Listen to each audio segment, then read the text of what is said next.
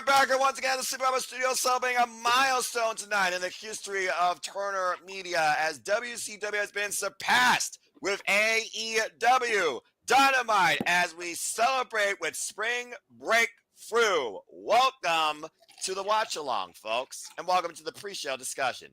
Hello again, everybody. We're back. The original All Elite duo together once again. It's been far too long. I must be Tony Schiavone. He's good old JR Jim Ross, or the opposite. You guys decide. I'm, of course, Noel Foster, the simple man of simple brand for great for all things professional wrestling. Damn it. It's great to be back here once again on screen with you all once again here in the plethora of watch alongs we have going on across WrestleMania week. Not just tonight, but all the way through Sunday. We'll talk more about that, of course, throughout the duration here. And, of course, I'm once again back, like I said, with my original All Elite colleague, analyst, James Hebert. James, it's good to see you. Before I get your thoughts, I want to give a shout, of course, to those that are watching along right now in the chat. Please like, share, subscribe, comment, tell a friend. Subscribe, especially to Bad for Wrestling. Subscribe, especially to Rage of Wrestling. Subscribe to all of us, but definitely those two deserve the most love. It's effective to see it again. If you want to dictate the conversation, super chat or PayPal the passions. It's as simple as that. Well, James, it's been a long 5 years of up and downs and all the rounds, but here we stand still with AEW alive and well to a degree in a different settings, to say the least. And it should be some good fun. So how you been? How you feeling about tonight's episode of Dynamite and this milestone? I'm feeling good, man. Good for AEW to make this milestone a possibility. It's definitely a long time coming, especially on Turner Network. We have now surpassed the how long did the Nitro run, Mark? That's basically the milestone we're celebrating today. And that's really, really good. And it looks like they're going to be around for many years to come, thanks to the cons, thanks to the benefit of streaming rights deals. And wrestling is in a very good place right now for the workers, and I am happy for every single one of them. And that includes for both WWE and AEW. And it's really, really good stuff, man. I'm looking forward to celebrating some good old pro wrestling here tonight. Yeah, and it's been a long time since you and I have been on the call, just you and I. I mean, literally, you and I kind of started this whole thing with AEW through the ups and downs and all. But I definitely want to give a shout out to Walter Cruz, who's definitely picked up as a great commentary partner across all things wrestling as well. And shout out to my AEW fam, who, of course, have always been All Elite. We came together because All Elite kept us alive through the pandemic. So, again, to King, to Chiba, to Casey Flynn, to Lex, to Eric, thank you all once again. And hey, folks, we're celebrating wrestling. And to James' point, yeah, there are 288 episodes of WCW Nitro. It ran from September 4th, 1995 to March 26, 2001. Officially, AEW has surpassed that milestone. And, of course, we know the influences of AEW come from not only WCW, but ECW, with Tony Khan's passion for both those professional wrestling businesses. Of course, spanning out with New Japan and Japanese forums as well. And of course, tonight we're also going to continue the yawn and have a lot of fun. And you said the best line that could possibly sum up not just tonight, but what we're going to do through Sunday. Professional wrestling is alive and well, and truly there is something for everybody to enjoy and engage in. And if nothing else, if you're in Las Vegas or you have Triller, just support independent wrestling, especially because this week is not simply about the WWE, WrestleMania, the WID tournament. It's not even about AEW. It is about celebrating, embracing, and enjoying all the wrestling. So I think without further ado, while we got some time to kill, about 25 minutes or so, and of course, you want to follow with us, we're actually using Max. We're using the Max service here. And of course, you also watch along if you have a TBS on your channel guide as well. Otherwise, we're happy to be that blind conduit to you into tonight's festivities. So let's go ahead and talk a little about the card tonight. Of course, I talked about we have the Owen continuing. The Owen, of course, that defines who will challenge for both the women and the men's world championships when we go all in Texas. And once again, it will be me, James, and Walter back on the call, the three-man strong team as we did last year, and what was probably my favorite All-Elite call of last year. So let's talk about the Owen, what we got ahead here. So I'm really curious, James, what you think is going to be the wild card tonight against Hangman, Adam, and Page, considering people have called out Jeff Jarrett. People have thought about Josh Alexander. Maybe people are trying to put together the city that we're in tonight. And Hangman with, I feel like, a clearer vision and clearly standing on his own after we saw the Elite debacle. Now the Bucks are in play. Oy vey. It's very interested to see him and Adam Page right now in this tournament once again. And I wonder if he's even going to get out of the opening round. I don't know if this is necessarily as easy to predict as we first thought. What's your thoughts towards this? My thoughts towards this are it's either going to be Jarrett, but I feel like they've already run that into the ground. Yeah. So my second guess is probably Jack Perry, unfortunately. And if I say unfortunately, because I ain't exactly the biggest fan of him, but storyline wise, it makes the most sense considering who just came back. True. I can't imagine why they wouldn't have him be the wild card and have him kind of be in a feud with Hangman. Considering this isn't the first time they've done that. So yeah.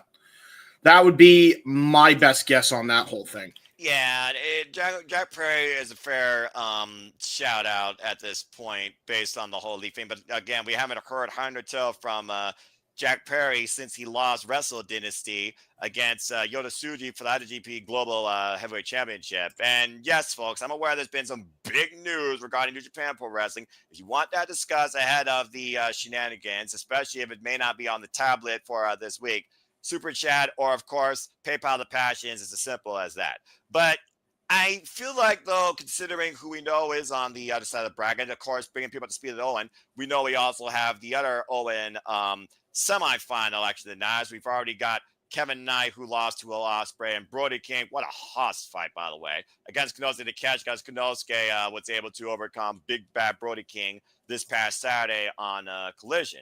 And, of course, we have him and that Page versus Wild Card, and the winner of that match will face, of course, Kyle Fletcher, who beat Mark Briscoe. And to think that this could be a Don Kyle's family all finals, that's still very up in the air.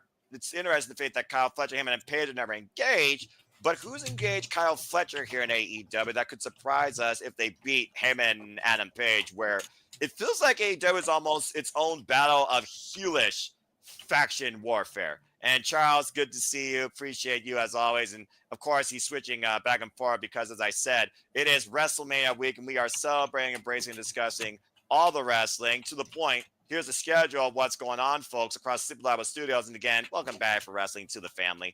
Of course, on another feed, we have the WWE ID Championship Tournament going on right now. So again, good luck to my compadres in the call there, and I hope that they're having a great time. But yeah, I think Jack Perry's the first shout, but if it's Jack Perry, I just don't see him and Adam Page losing. Yeah, I don't either. Real quick, I want, before we go into the rest of this card, I gotta take like the quickest phone call of the century. But before we go and take that call, let's actually show what's upcoming on the schedule as well, because we actually have a bit of an ad we can roll. And I see that, yes. So let's do that real quick. We will be back momentarily, everyone. And now for a taste of things to come.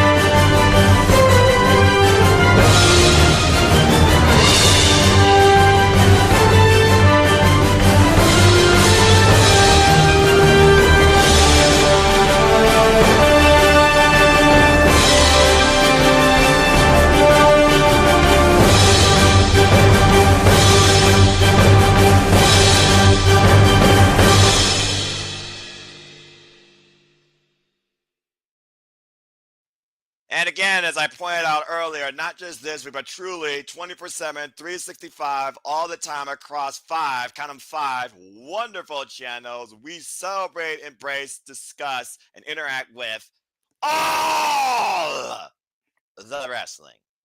Charles Safet, they know what the hell's up. They've been here long enough. I'm not a rapper. I did not mean for that to rhyme, but sometimes that just seems to happen at times. Good grief. There you go. And I'm a poet. I don't know it. But anyway, let's freaking keep going through this card. But yeah, I think him and that page is going to advance and face Kyle Fletcher in the semifinals. Speaking of semifinals, James, you and I lost our absolute limit bleep when we called Will Ospreay's first pay-per-view match officially signed AEW last year at Revolution. They're finally running it back, bruv, and that's our semifinal. Mm-hmm. Will Ospreay and Konosuke are going one-on-one again tonight. Does Ospreay get it done again against the Alpha, who is still the never overweight champion? Or do we get an upset here where everyone's bracket might be busted? And can the All-Elite, bruv, be beaten by Konosuke and Takeshita tonight and proceed forward in the Owen? What you got to say about this? We know how great this match was at the first Dynasty. Fantastic between the two. We know he had a hell of a match with Kenny Omega, a hell of a series of matches with Kenny. So we know how good Konosuke is. To me, I feel this is going to be a win for Ospreay. I don't feel like there's going to be an upset in this one as I will with the Hangman one, because I feel like Jack Perry, if he's the wild card, is going to upset him. That's where I think the upset will take place. This is definitely going to be pretty straightforward. I think both guys are fantastic wrestlers. You know you're going to get a hell of a matchup with these two, and this honestly probably is going to be match of the night considering what we got at Dynasty a year or so ago. So, yeah, to your point, AEW Revolution, actually, brother. Botch. I'm sorry, you're right. It was Revolution. I forgot he fought Bryan Danielson at Dynasty. That was arguably our match of the year. Yes, it was. It was fantastic. Good Lord Almighty. Well, anytime Will Ospreay's on the screen, it's fantastic. That's just what it means to be super excited by professional wrestling. And again, when he truly says he's on our level, he takes it to another level. You can say the same thing about Konosuke and Takeshita, though. As of course, we just called Windy City Riot. You go check that out on the archives. As he finally was able to put away 11 years of pent-up animosity and frustration against Hiroshi Tanahashi, not only for him, but for DDT Pro, being the ace in this final match here in America. Phenomenal. Oh, wow. He retired the ace. Well, technically, as far as his last match in America, yes. But he did leave, and he literally said this in his backstage commentary backstage comment, excuse me. I almost took all the light from you, but I didn't quite yet. So here's my final wish to you. Show what you have left before you truly put up the boots. He basically said thank you. That, yes, he was his last match in America. He beat him his last match in America. That's awesome. But the ace still goes forward through January 4th next year on his final row. But kinship galore and kinship restored. Konosuke is part of the damn conversation. But to your point, I do wonder if he will be part of the conversation when it comes to the Owen finals. Kyle Fletcher, Konosuke, Takeshita, Don Callis' wet dream. Konosuke, Takeshita, Heb Man, and Page. That's also something else we haven't seen in a long time. It has happened before, of course, as we know, back in the genesis of Konosuke and Takeshita. And then, of course, Will Ospreay and Heb Man and Page. I don't think in any way that's happened yet in AEW now that I think about that. And of course, Kyle Fletcher and Will Ospreay feels like Will Ospreay and Kazuchika Okada multiple times for the G1 climax in New Japan if that happens. So there really is a faith that those could be your outlooks. But I felt like as soon as he looked at that sign, you almost had to pencil Will Ospreay in as your winner because I don't know what else Will Ospreay would be doing. Plus, who's the front man on the marquee for the Forbidden Door poster? Will Ospreay. Yep, I think this exactly. is going to become the summer of the bruv. So I think I got to go with Will Ospreay here. Plus, Konosuke, he's still an heavyweight champion. He has obligations to DDT Pro and New Japan Pro Wrestling still. And we got to wonder what's next for that. As he right now is working across 3 different companies. So I think I'm going to go with Will Ospreay, but this is going to be yet another instant classic with these two. And as long as Don Callis is involved and a screwed up to come and play, we're in for a tremendous match. Yeah, I agree. With that.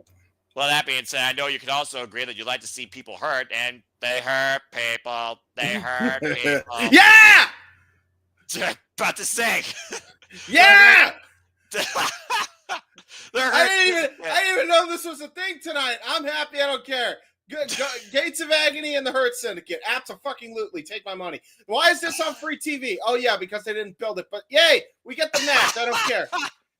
Well, to your point, Gates of Agony who apparently have reached the collision casing. They, of course, showed what they were capable of on Saturday night, and they called their Hurt Syndicate out. They said they like to hurt people. We like to maim people. So we're going to get savage and brutal tonight as the Hurt Syndicate will defend the AEW Tag Team Championships tonight. Bobby Lashley on the bench against Bishop Vaughn and Toyo Leona. Legitimately, you're right. Business was truly signed on the dotted line virtually behind our feeds past Saturday night. So, yeah, this is another one of those matches where we're once again going to see MVP and his crew do what they do best. But I do wonder if MJF will play a factor like he did at Dynasty, and will Bobby Lashley approve of it finally? What does MJF need to do to prove himself to the Hurt Syndicate? That's the bigger story here, besides the fact you're going to enjoy them hurting people. Yeah, but go ahead and further elaborate the MJF bit and what you expect out of this. There's the MJF bit. There's still a little bit of the Swerve connection, and I only say that because of the Gates of Agony used to be a part of, which was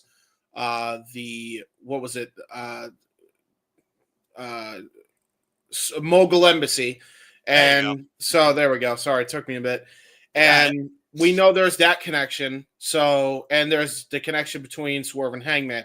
There's a lot of moving parts with the top guys all of a sudden. So just be wary of that. I think more so, I think MJF is going to be a factor in here. I think he's going to either he's accidentally going to cost them or maybe not. But MJF is going to take a position some way or another. I think Hurt Syndicate get the win here. I don't think the Gates of Agony are going to lose. It is predictable, but I don't care because we get the match, so who cares? That's all I get. Sometimes about professional wrestling. Simple as that. Good deal. And MVP gave some business wisdom to MJF, talking about if you want people to notice you, then give them what they're wanting from you. And MJF left dumbfounded as Bobby Lashley's on the bed. We've already given him a vote of no confidence so far. So, yeah, we'll see what everyone's favorite scumbag does tonight to gain favoritism, if possible, against Bobby Lashley on the bench without getting hurt himself. But yeah, I'm not betting against the Hurt Syndicate. Wins over the Outrunners, wins over the Learning Tree, or I guess I shouldn't say that anymore. Brian keeping Big Bill since Chris Jericho left. Jeez. How much that TV cost, by the way? What a way to friggin' break electronic. They're views. They're wrong.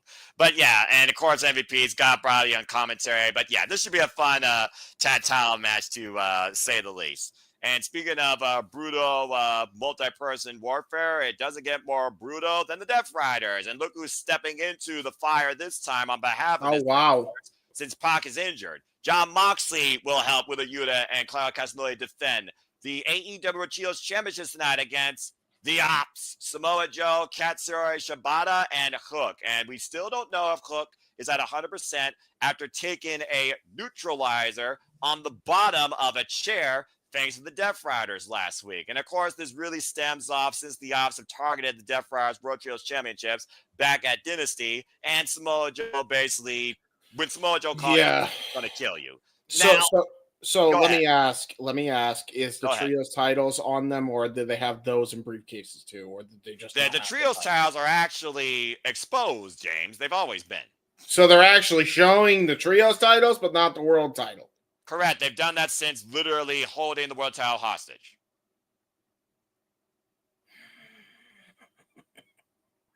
You all right, bro? Like stun locked.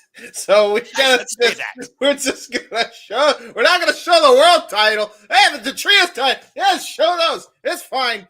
Okay, fucking Death Riders. Whatever. At least we get a good match out of it. I don't care.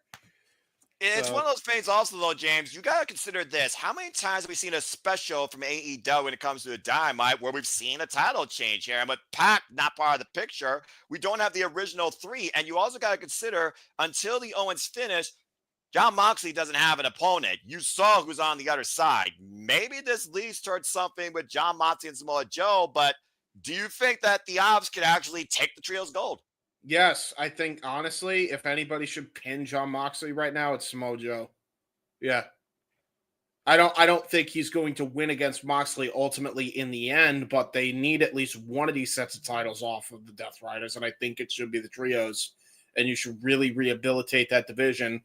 I can't think of a better trio right now than the Ops. So just get the Ops the belt. This would be the if you're going to go with a title change on a big show like this would be it. Yeah, I could definitely understand what you mean. Again, the fact that Pac's injured, thanks to what happened last week. Again, this is the wrestling business, folks. It's a balancing act between, life and death sometimes. And hopefully Pac's okay. It's one of those this is why you wear clothes. This is why you wear street attire, Pac. This shit don't happen. Yeah, well, that's debatable as far as the clothing thing goes. But again, Swerve Strickland, who's still helping on getting the World Championship right now, he's going butt hunting, so I don't think we gotta worry about him part of the fray. But the Young Bucks trying to endorse themselves to the Death Riders, don't think that worked well either. So I think we're literally gonna be focusing on the 6-man and Marina Shafir, who, let's face it, she's the most legitimate Death Rider there is. She's not afraid of any man or woman. And she's willing to sacrifice herself for Jon Moxley's mission statement. She's probably been the most effective element of this entire story, in my opinion. So kudos to her. So that being said, also with possession, of course, of the briefcase once again, it's one of those things where I do think without Pac, this finally might be the time somebody upsets the Death Riders, since the Undisputed Kingdom, since freaking Rated FTR couldn't do it, Top Flight and AR Fox couldn't do it, insert trios here, because these guys have been trios champions, by the way, lest you forget, since last year's All In. They've been an incredible dominant run, but I think their time's come. I really think the Ops could do this. Yeah, I'll go with the Ops too. Yeah, let's hope, please. I mean, at this point, I mean, again, how many more? One set of titles has to change, and you need to rehabilitate the trios division. They already kind of did it with a tag. They're starting to do it with a tag. Now focus on the trios, please. Now, only time will tell. And if I have to guess, because what's been the story of Dynamites lately? The women have been main eventing, which has been nice. But this one might cause the internet to explode on one half, and the other one might be saying, let's fucking go. Because, James, this is what we're calling the main event tonight. It's finally happening, but it's in the semifinals. Only one's going forward to the finals, where, of course, you have to see who wins against Chris Statlander and Jamie Hayter. I'm a hater. Later on. But tonight, it's Mercedes Moné versus Athena, the forever Ring of Honor Women's World Champion versus the Belt Collector. And it's a first-time ever matchup. Not much more to tell the tape besides the absolute dominance and drive of both of these incredible athletes when it comes to bell to bell and the violent nature Athena holds, but also the drive that Mercedes Moné has demonstrated, as we've seen. So, James, straight up, what do you expect happens tonight in our main event in the women's zone? Who's going to the finals on the right side of the bracket? Athena wins. Athena's going to win clean, or Mercedes loses via DQ. She'll attack her just so that way she doesn't get the win.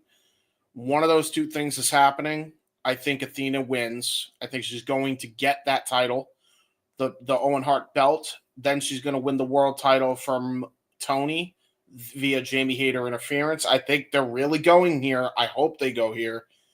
And then I think at some point she's going to win an indie title to add to her collection. That will give Athena 3 belts to Mercedes 4. I think your main event or semi-main event and All In Texas, Athena, Mercedes, winner take all. That has to be what they're setting up here, because why would they just insert her into the Owen 4 shot at the world title when she's already got the Ring of Honor Women's World title? She's the longest reigning of that championship's history. Championship in Ring of Honor, actually. Why would you? Champion. I know people are like, well, I don't care about Athena, but why would you put her in here if that's not your end goal? That has to be the end goal here. So I'm sticking with Athena short term anyway. Either way here. And fuck you, DJ. I saw that shit. Fuck you. I saw that. Fucking unbelievable. But no, yeah, I think Athena has to win here. It's screaming an Athena win. It's one of those things also that we got to consider that Athena has not been pinned since the tag match a long way back. And I can't remember when that was. And she's also had, I think, 60 defenses for a Ring of Honor Women's World Championship. Why Mercedes Moné has not been pinned or submitted yet in AEW since last year, March at Big Business, and also competed and wrestled and have not been pinned or submitted in New Japan or in Stardom since that point. Not to mention, she also just went to Rev Pro and defended one of her titles against Kanji. She has literally been everywhere and has yet to be beaten. So someone's got to get a massive vote tonight. But I also think about this. Will Billy Starks be in Athena's corner? Will Diamante be in Athena's corner, who's been becoming a minion lately if you've been following me about like I have? Mercedes Moné might be finally looking to add towards her office. Of course, endorsing the likes of Robin Renegade. We talked long time back about the Renegades joining Moné, possibly for a 3-woman power trip. That's also something out there. Harley Cameron, does she still favor Mercedes Moné? Could she be looking to make Athena feel her wrath since Athena beat Harley Cameron to get here? There's other pieces here that could definitely influence this, but I also think about this. Athena, she's from Texas, so it also makes sense that she should be part of All In because I think she damn right deserves it. She's the only hometown girl in this entire roster. That's what I'm saying. She's the only hometown person. Not to mention, by the way, during Athena's whole run, she actually has defeated two world champions in her title reign with the Ring of Honor Women's World Title. One of them was TNA Knockouts champion at the time, or later on, she defeated on one leg, mind you, Masha Slamovich. So I don't know, man. Like that's a huge one. Like I haven't seen it. Like here's the difference between that. Like if you're gonna tell the full story, Athena defended her title on one leg. Mercedes didn't win a title because she broke her leg. Yeah. There's a lot of fucking story if you actually play up to it. Yeah, exactly. Safet with the point here about they are in Boston. But also, I'm going with Athena as well because I think she deserves it. We need some mega upset tonight. And yes, Thunder Rosa is from Texas, but Chris Statlander beat her. She's eliminated. So again, the winner of this match is either Chris Statlander or Jamie Hayter, waiting for them on the other side in the finals. And I cannot wait for that match because let's freaking go to my favorite powerhouses in AEW. But I'm holding out for Athena because I think she deserves it. But either way, for this being the first of one encounter, I know for damn sure it's not going to be their last. And Matthew here in the chat, what are the odds of Tony coming out to take the victory up over? Damn. No, listen. Tony ain't the Bucks. He's not that petty. Move on. Good like he's petty. He ain't that petty. He's not. About to say. I think that sums it up to a T. He's derpy. He ain't a moron. Derpy. Derp. All right. Well, James, if you go back into the feed, you should be able to hit watch live. We should be able to get ready for it here. Folks, we are less than a minute away, so come along for the ride. The event's starting soon. I'm not going to read the other languages because I can't. Let's get ready to let the fuse bring the boom and celebrate tonight. AEW Dynamite. Yes, sir. I can't imagine Athena getting heavily booed, all right? She's way too favored for the incredible in-ring worker that she is, in my opinion. I just don't see that happening. I mean, I could see it just because they're in Boston, but then again, I don't even think Boston cares for Mercedes. So. Well, again, it's one of those things where, like I talked about with Logan Paul, you look beyond, the actual person, you look at the in-ring work. Yeah, it depends. It depends on the fans, too. But the WWE fan base versus AEW fan base, that's a whole different conundrum to try and compare that not even Morgan Freeman can make sense of. Yeah, so that means that, folks, that's your card for the night. What are your predictions, your winners? Do you think somebody else signs on the dotted line for AEW as the wild card tonight? Let's see what happens. Black screen on my end, TV 14 DLV, because, of course, they are violent and edgy. Capacity crown on hand, this unique feeder. Aubrey Edwards in the ring, and officially we are off and running. It's showtime. That means it's Wednesday. Welcome back once again, everybody, and you know what that means. AEW is on our screens with Spring Break Thru, celebrating a milestone, surviving longer than WCW. And this is the Semifinal Studios, virtually from Boston, Massachusetts, the MGM Music Hall at Fenway. Welcome to our coverage of AEW Dynamite. Let's go down to Justin Roberts for our first match introduction. Of course, they're running down the card, James, we just talked about. AEW Trios Champions on the line. The Death Friars defending against the Odds. John Moxley summoned in place for Pac, and Samoa Joe is hell bent on getting back But it looks like Hook may not be in action tonight, so I wonder if the Ops have another person. We know that the Hurt Syndicate will defend the AEW Tag Team Championships tonight against the Gates of Agony, continuing to show why they hurt people. Heyman and Page will also be involved in Owen action, facing the wild card. So get your names out there before it starts, folks. We have no idea who that could be or how far they may come from. And, of course, Will Ospreay goes one-on-one with Konosuke Takeshita in a rematch from last year's AEW Revolution, also in the men's Owen Hart Foundation tournament. That's our semifinal match for the men's tournament, of course, tonight. And the winner, of course, will clear that side of the bracket, left side. Let's see now. Oh, shit, that's not a main event. That's our opener here. We're getting right into things. Bring it, Aubrey. James ready to go. Time to see who beats the CEO. I guess so. I'm shocked they didn't make it the main event tonight, considering we're in Boston. Well, maybe that tells us something about how much Mercedes Moné truly dictates the show. Well, there you go. And again, folks, thank you for tuning in. Please like, subscribe, comment, tell a friend. And again, if you want to dictate the conversation, support PayPal the Passions or Super Chat, as simple as that. James, of course, we know the CEO Mercedes Moné is 19-0 in AEW. She is the currently strong women's champion, TBS champion, and Repro undisputed British heavyweight champion, and has defended all 3 of those titles so far this year successfully. Yep. Yeah, she has. And it's hard. You got a belt collector. You got the longest reigning women's champion in the modern era going one-on-one here. That's what we got. We got 2 huge wrestlers here in women's wrestling here. We're talking we're talking about a big fight feel here to open things up. And, of course, it's a homecoming for Mercedes Moné. It looks like a very nice, favorsome crowd tonight, but the pressure is on for the CEO to deliver against the fallen gods, the Minion Overlord. To your point, 859 days across literally 30 defenses, 60 total with proving grounds. Your forever Ring of Honor Women's World Champion, an AEW record of 34-3, Athena. Yep. Huge moment here. Yeah, this is definitely, in my opinion, probably the biggest women's match so far I've seen in the tournament. Of course, we know on the other side, Jamie Hayter has advanced against Billy Starks. And, of course, both these women got here tonight. An incredible effort by Julia Hart, who was able to beat the CEO at Dynasty. And Athena beat Harley Cameron this past Saturday on Collision. Yeah, and you can tell she actually has 2 belts of her own self. One is that Spinner Championship that she adopted. A custom gift, of course, from Lexi Nair, of course, who celebrated that incredible milestone of 800 days. And shout out to the Cleveland Con Andrew and his incredible work as a NoDQ moderator. Go get your prime cuts and check them out on the NoDQ Review Weekly, folks. Colin, love you, brother. Let's talk again soon. And we'll find out here soon enough. Big fight field in our opening contest. Of course, the winner of this match will go to the finals of the right side of the bracket. And, of course, we know the finals will take place at Double or Nothing next month. Bell rings, we are underway, James. Yes, we are.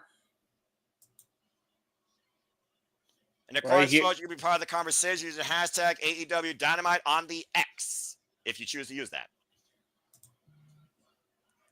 Owen Hart Foundation logo appearing as well. You can go to owenhartfoundation.org to learn more about that. And James, let me say this, man. It's been a long time I've caught AEW Dynamite with you one-on-one. It's good to have you back in the analyst seat, brother. I hope you have fun tonight. I hope so too, man. Yeah, it's a big night once again. Of course, we celebrate the fact that Dynamite has surpassed the longest running wrestling program in, of course, tournament media history. Oh, wow. It's actually it's very much a split audience here. They're both getting chance here. Well, you got to respect, again, the in-ring work resume. Both these women kind of tie up here, no matter what you might think of one outside the ring, because both have earned their spot to get to this point. And this is the first time ever one-on-one matchup. You can draw a lot of similarities with these two when you think about their drive as well. Yeah, both women going for hair mirrors there. Oh, wow. Almost a cat fight as they roll through into this collar and elbow. Yeah, no kidding. They're still locked up, and they're on the entrance way. Again, folks, this is a regular match. Countouts are in effect. The only way to win is be a pinfall submission countout or, of course, disqualification. Wow, right away. They're not wasting any time. Ooh. Well, remember when Athena first came in front of Mercedes Moné, she clapped her with a forearm and dropped her. And looking for the waist lock, possibly the German suplex. Of course, the idol Mercedes Moné's Eddie Guerrero. Athena drives Moné into the ring. Moné maintains waist control. Referee for this contest, by the way, Aubrey Edwards. Not bad at all. Thought we were going to get a move on there. Nice counter there by Athena. There's history with Athena here in Boston, as well as I actually saw this woman at PAX East. That was during her first injury while she was a part of the WWE. And I told her that day, make yourself known. Make them regret not using you and make them regret not caring about you. You have all the talent in the world. Since then, she's gone on to be the longest reigning women's champion in the modern era. Cover. Lateral press by Moné. Slips out again. Both women drive position. Mighty strong cradle by Athena. Got her down for a 1 count. Both these women right now. Bit of a catch cam. Looking for the Moné maker. Transition to the backslide. Shoulders down for a 1 count again. Aubrey in perfect position.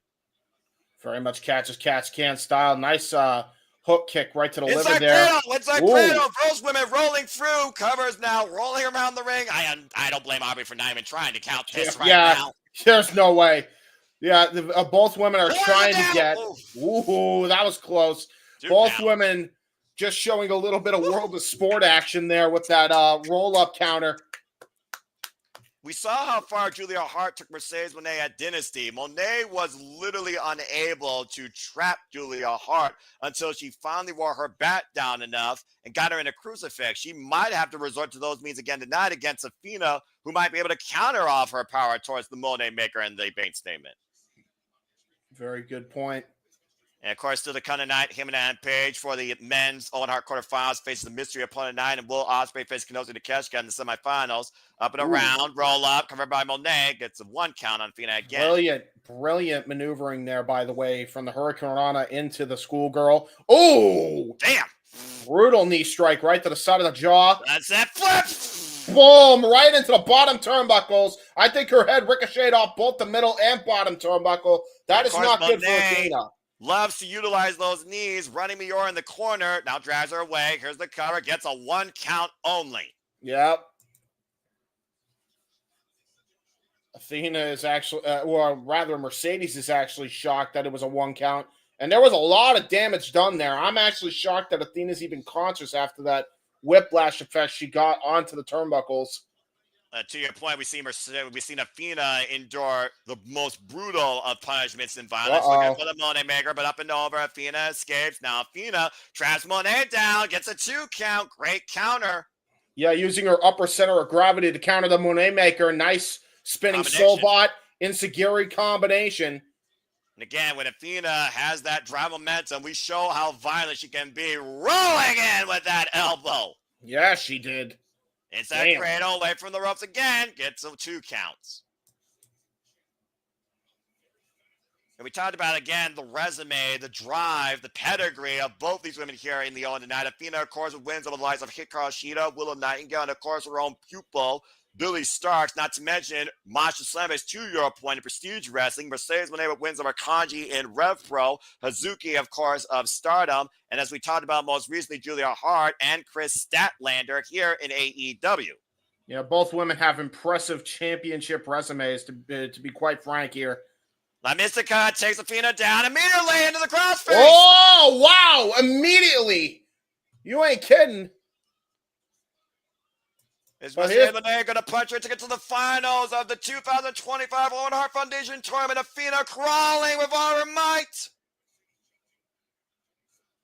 And now look at Moné readjust her body between Athena and the ropes. Athena rolling her through, though, and both women tied up. Whoa! Oh, brilliant, though. Whoa! Look at that. Look at that. She just rolled her through to the outside.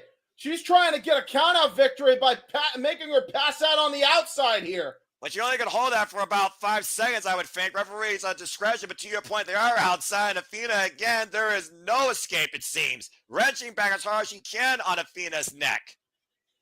Yeah, fair point, too, as she lets go of the hold. And look at the fire in Mercedes Moné's eyes tonight. Good grief. But Athena drives Moné back inside the ring, and Athena now...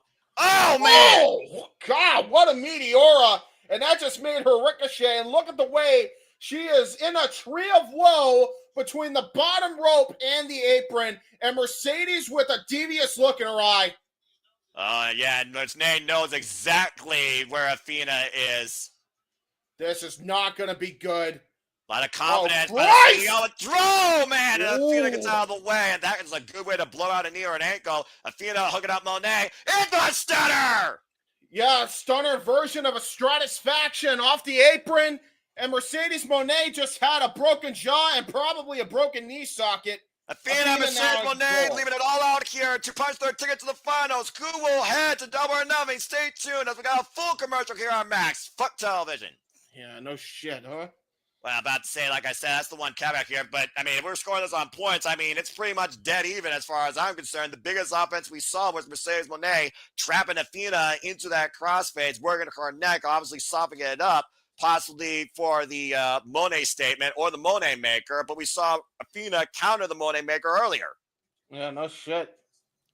And let's see what people are thinking so far. Here's the Fed saying 50-50 crowd chance. A very aggressive battle. Of course, AEW bringing out the strongest they can when it comes to who you see wrestle. And talking about it, Ken Mercedes Moné resume. Like I said, Athena, she has defended that title now 30 times in Ring of Honor. It's baffling. It's unbelievable so far. Good match so far, by the way. I'm not surprised in the slightest. No, I'm not either. Mercedes Moné, by the way, has been the AEW TBS champion now for 326 days, 17 successful defenses. True that. And, of course, we know that she won this against Little Nightingale last year. And, again, like I said, she's beating people from Red Pro. She's beating people from Stardom. She's beating people from AEW. Shall I continue? And, of course, she just beat Billy Starks, who I think graduated her way up to the big leagues finally here at Dynamite and Collision, taking Mercedes Moné to the limit in her last TBS title defense. True that. Yeah, there's a lot here, man. There's a lot of lineage and history between both women. Well, I mean, again, you talked about Athena, of course, how you met her. And I think Athena, she got shafted a little bit by the WWE. Why she was a previous NXT Women's Champion. When it came to the main roster, they didn't utilize her, I think, to her full capability. I think she felt undermined, and she took that on everybody in her Ring of Honor run, where, again, she's been unstoppable since beating Mercedes Martinez for that title. Yeah, that's true. Absolutely. And, of course, since we're on full commercial, yeah. Throw it up. Well, you know what? That's justified here, I think, at this point. Oh, there you go. But, yeah, Max is a different experience. I think it's better resolution. I think it runs better. And also, it's just one of those things where I do think sometimes you forget how much picture-in-picture. You really don't need that if you're not seeing or feeling the absolute, thrill of the action. I think, again, the environment, the audience feeds into why we love watching professional wrestling so much. But it is what it is. I kind of wish Max did maybe a little bit, but their commercial breaks also seem shorter, and they actually have some commercials that are somewhat relevant or somewhat controversial, like this one. Oh God, dude, of course, dude, they're having on an ad. They have Logan Paul doing a frog splash at Mania last year on an AEW programming. What the fuck is this? I mean, to be fair, we've seen AEW commercials during WWE programming. Again, is wrestling defined by 3 letters? No, it's defined by the networks that choose to run the advertisements. And, of course, Logan Paul will be facing AJ Styles at WrestleMania Sunday. Stay tuned, folks, as we will cover that here at our studios. But welcome back to AEW Dynamite here in the Women Owen Hart Foundation Tournament semifinals. Athena Mercedes Moné for the first time. Here's what happened during the commercial break. Jesus Christ. Drop the knees, shoot the halfway. Athena drove Moné to the outside. Back first against the announce table. And these two have not let up. Yeah, these two women have gone. Apparently, they didn't waste any time during the commercial break. They've been going at it back and freaking forth. Two huge maneuvers, and both women are now definitely. They are both spaghetti-legged here. And they are just dishing it out here, these open palm strikes. Combination offense by Athena. With the great high knee. They counter. Big elbow drops the Ring of Honor Women's World Champion. Yeah, almost like a reverse discus elbow. Tried to go for a PK. Nice kick up there. Super kick by Athena. And now we're going to go into looks like a tombstone pile driver attempt by Athena here. She's got her hook, but Moné's fighting back, though, kicking the legs. That's how you reverse the momentum. Moné now in the dominant position. Can she hoist Athena? Damage done, though, earlier. Got the falling goddess up in position. Both women, into a cartwheel. Into a cartwheel. Both women are trying to jockey for position and keep their center of gravity down. Both women wrestling a smart match here. Something's got to give eventually here. Another tombstone counter. Hell, man! Oh! Into a gutbuster by Athena.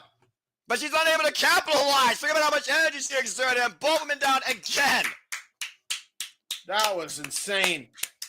Both this is our opening contest tonight, folks, on AEW Dynamite Spring Break Thru, where one of these two looks to break through to the finals of the Owen and punch their ticket closer all in. To your point, incredible counter offense with the lung blower. And there was a lot. Now Rose in the cover gets the 2 count with the back press. There was a lot of struggle between those two because you could tell they were trying to use their lower center of gravity, but they were trying to use their strength to overpower that gravity. That's all that was happening there. That was brilliant strategy by both women.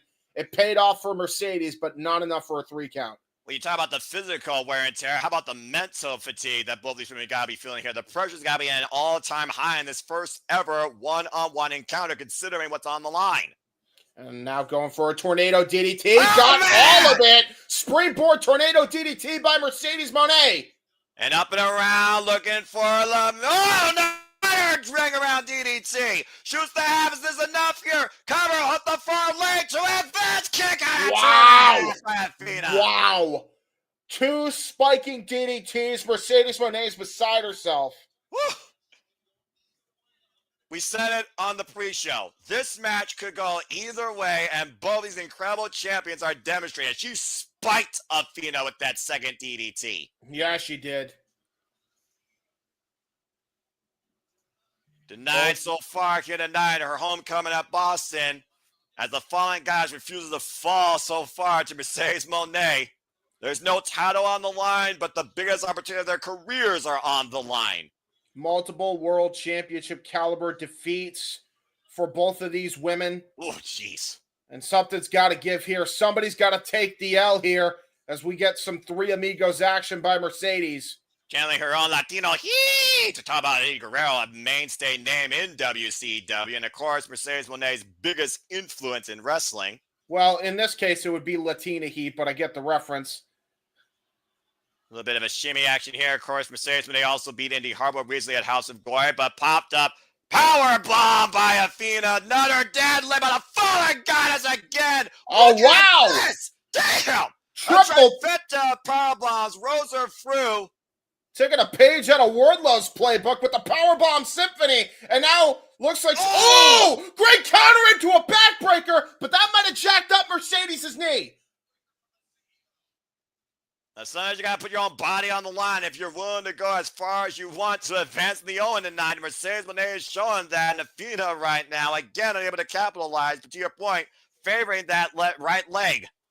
That was a brutal backbreaker. That was a great counter. But how bad did she just jack herself up there? And both these women right now in a forearm exchange do get it out in the middle of the ring. Of course, this match right now, I believe, has a 30-minute time limit, but we have to have a winner, I would imagine.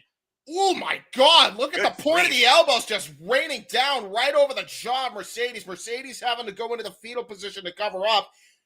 Athena, though, has got a hoist up on the shoulders, rolling DVD. Step by driver, now hooking her leg, roll up, and gets a 2 count again. And the way she went into that cover, that's a Johnny Saint special right there. The way she rolled into that cover, but was not enough to get that cover, was not enough to get the 3 count. Mercedes Moné now resting into the corner. Of course, Mercedes Moné right now, trained out of the New York area, of course. Holding her own against Athena here. Athena saying this is her show now since she arrived on Collision. The Irish whip reversal. Moné sent in the corner. Torso first. Uppercut to the back of Moné by Athena. And Athena following up here. Moné able to roll out of the way though. Now Moné looking for some offense and drives her knees. Wow. Jesus, that was stiff. She just destroyed her chest and breathing capabilities there. That's how you stop somebody from being able to breathe properly. And you'll notice too, again into the fetal position. Very smart by Athena and going to the apron as to not get capitalized on from that. It's still very dangerous territory, as we know the apron where wood meets steel and the body always loses, and I sense disaster. Oh, God. Athena holding for dear life on that second rope. Mercedes Moné looking for a German suplex from the apron to the floor. Yeah, man, I'm getting Kota Ibushi, Cody Rhodes vibes all over again, man, and that was brutal, too. Athena, though, able to hold on to her grip. Mercedes Moné looking to break the grip on the falling guys. Again, pulling with all her might, but Athena refusing to release her hold of that second rope. Driving Moné first in the top rope. The cartwheel set up for the powerbomb again. Athena still holding on, though. Look at this! Wow, look at that. The flexibility of Athena. Oh, wait. Trying to break the grip. She was trying to break the grip of Athena off the bottom rope, but that was not a smart strategy. Great counter by Athena. Now stomping a mud hole onto the apron on Mercedes Moné. That was a backfire. About it again. How much physical damage, wear and tear, and fatigue has been into this match with both women trying to hoist each other.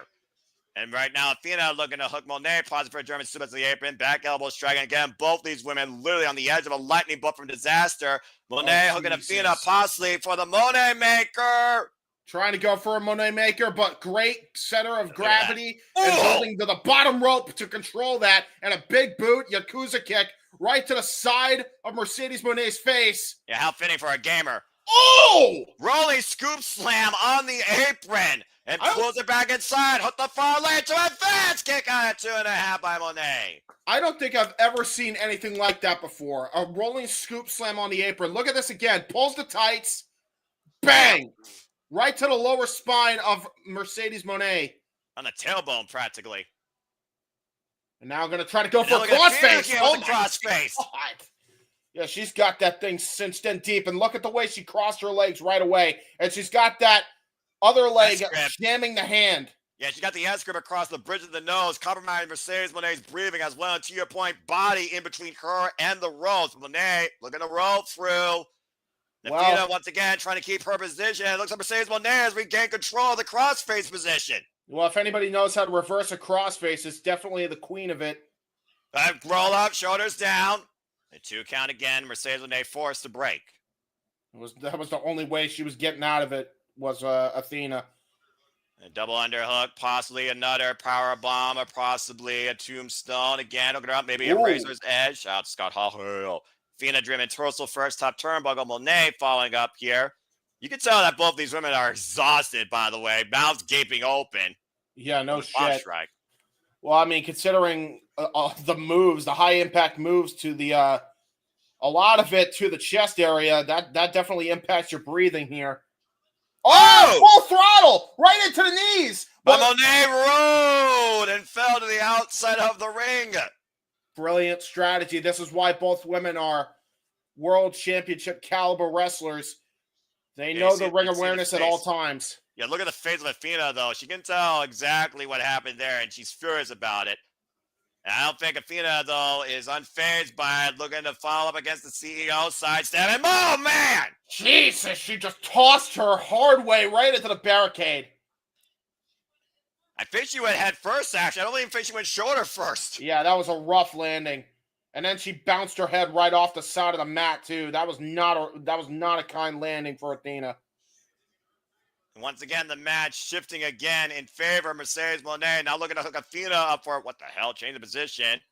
And Athena now on the barricade here. And Athena hoisting up Moné, or trying to on the barricade. Again, you want to talk about the apron being dangerous territory? That barricade has less width for her footing.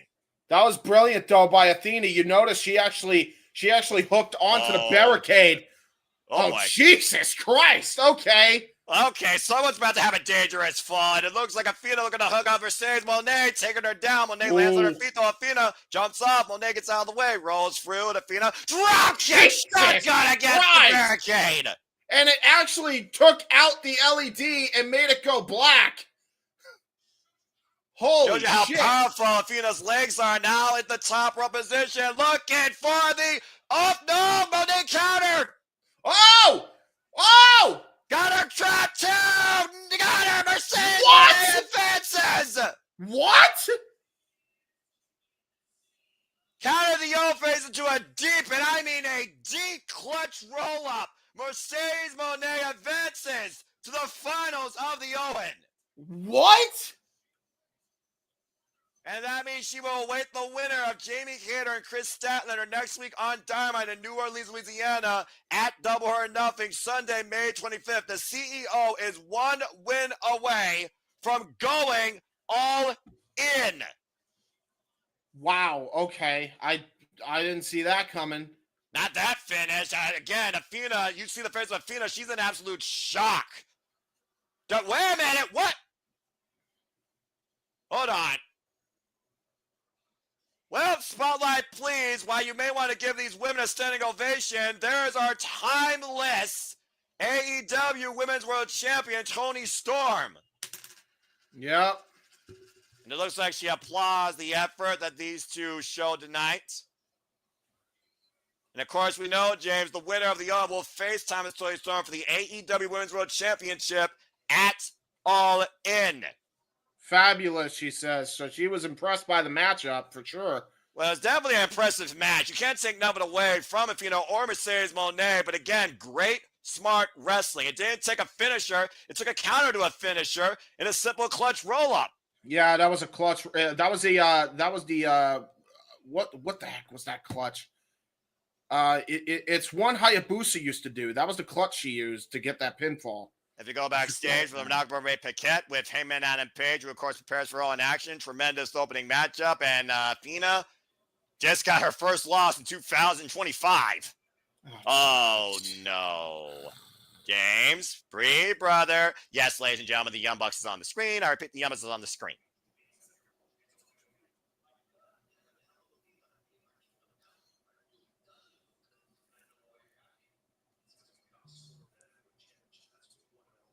Young Bucks, of course, talking about how they cost Sword the championship and how that's what Heyman wanted all along.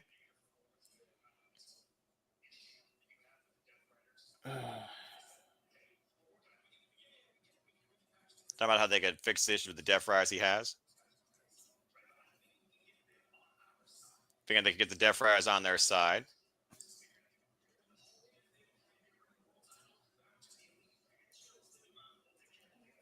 As Matthews says, that you'll win the whole and tournament, bring the title back to the Elite. Oh, wait. Oh. Hey, Hangman. Why are you always angry? Smile. Like this.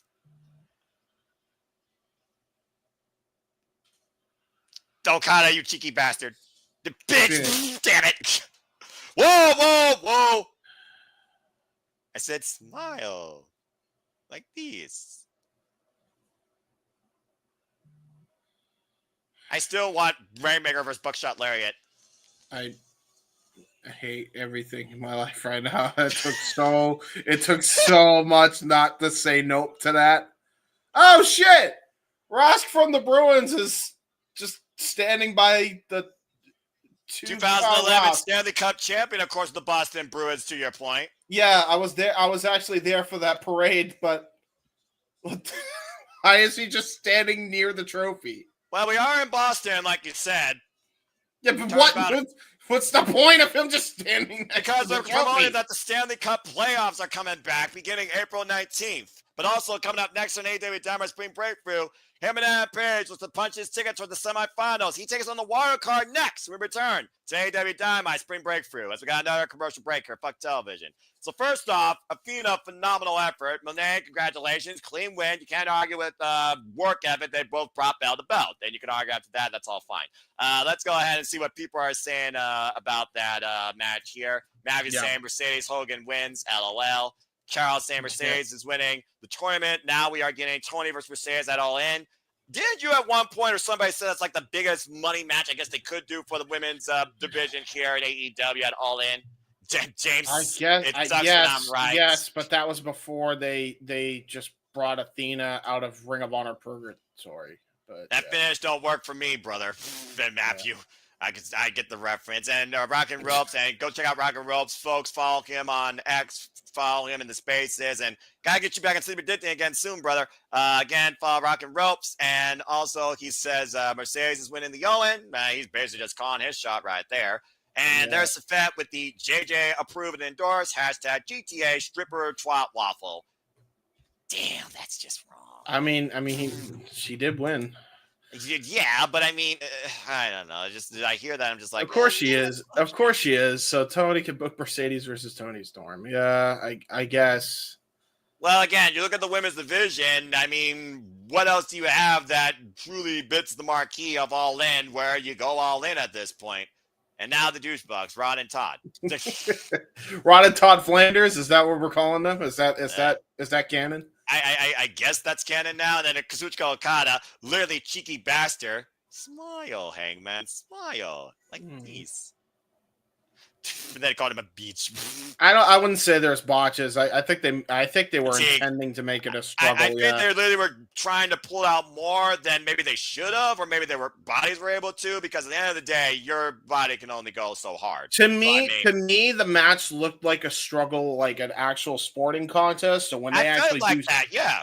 In tournaments, you want that. You want that type of level of challenge. Yeah, if you do it like that, that's either. If you do it like that, then I don't necessarily call it a botch. I just call it good psychology. So I don't really care. You'll notice it's definitely a lot more psychology to say the least. I think that's why there was a lot of it looked like they were screwing up, but you could easily say, oh no, it's the lower center of gravity, not colliding good with the strength. They need to, put more power into their lifts. So like with the tombstone stuff, I love that about matches. Like when you can actually break it down like that, it's pretty good. Hey, what's up, King? King, my brother, it's been far too long. What's up, bro? I hope that you're doing all right. Let's definitely get you back here on the AEW side of things, and let's do our elite watch-alongs again soon. But in general, man, let's just chat. I hope that you're doing well. It's WrestleMania week, dude. Every coming out of the sun, we're celebrating and embracing wrestling and just enjoying life as we come back here on AEW Dynamite Spring Break Thru, and it's time to see who the wild card is as Heb Man Page officially competes in the Owen once again. There we go. And again, we've seen a different demeanor of Heb Man Page ever since he and Swerve went face to face, and Swerve said, I know. There's still a debate out there, James, whether or not Hangman was looking to take Swerve's head off that dynasty. Well, he's starting to look like he's got a bit of life in his eyes. It doesn't look like the same pissed off Hangman we've seen in the past. I'd actually almost argue that we're actually back to old school Hangman here.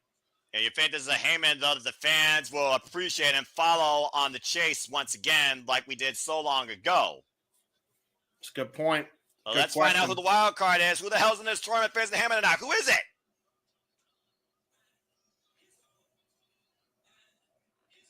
And his opponent. Who is it? Who is it? Huh? Mm-hmm. It's a heartbeat. It was a heartbeat. Josh Alexander! Oh! What the hell? The walking weapon, the former TNA World Champion! Josh Alexander is all elite! Oh, shit! What the fuck? He was not wasting any damn time. He wants the world title right on his debut. Well, we talked about before how there were a lot of rumors, and of course, rumors aren't true about the future of Josh Alexander since he left TNA. And I guess we found out tonight where he stands. Josh Alexander's at AEW. One of the best wrestlers Canada has ever produced, the former longest reigning TNA World Champion, trained by Scott D'Amore, who of course brought back Maple Leaf Pro Wrestling. Yeah, one of the few people that was a part of that relaunch for Maple Leaf Pro. The bell rings are underway. First off, welcome Josh Alexander to AEW. Let's fucking go. I guess I gotta do that real quick because that's a huge name. Of course, these two once shared a locker room early on in their careers back in Ring of Honor, so these two aren't strangers to each other, but we've also seen the growth of both of these men and their fall from grace. Kind of a tie-up here with the Walking Weapon and Heb Man Page. Yeah, both men world champions in their respective companies. Josh Alexander, to your point, a former TNA world champion. Adam Page, a former AEW World Champion. So we got a World Championship caliber matchup again here in the men's zone to kick things off here. And this is the quarterfinal. Let's keep in mind the winner of this match has Kyle Fletcher waiting for them, the Proto Star. Of course, Josh Alexander, of course, at one point had his ear surgically removed from his head. That's why he wears, of course, that headpiece, as we know. Ooh. Great wrist control here. Yeah, and a great counter by a Hangman Adam Page. The 20-year veteran here in AEW, Josh Alexander. Yeah, 20-year veteran in pro wrestling, period.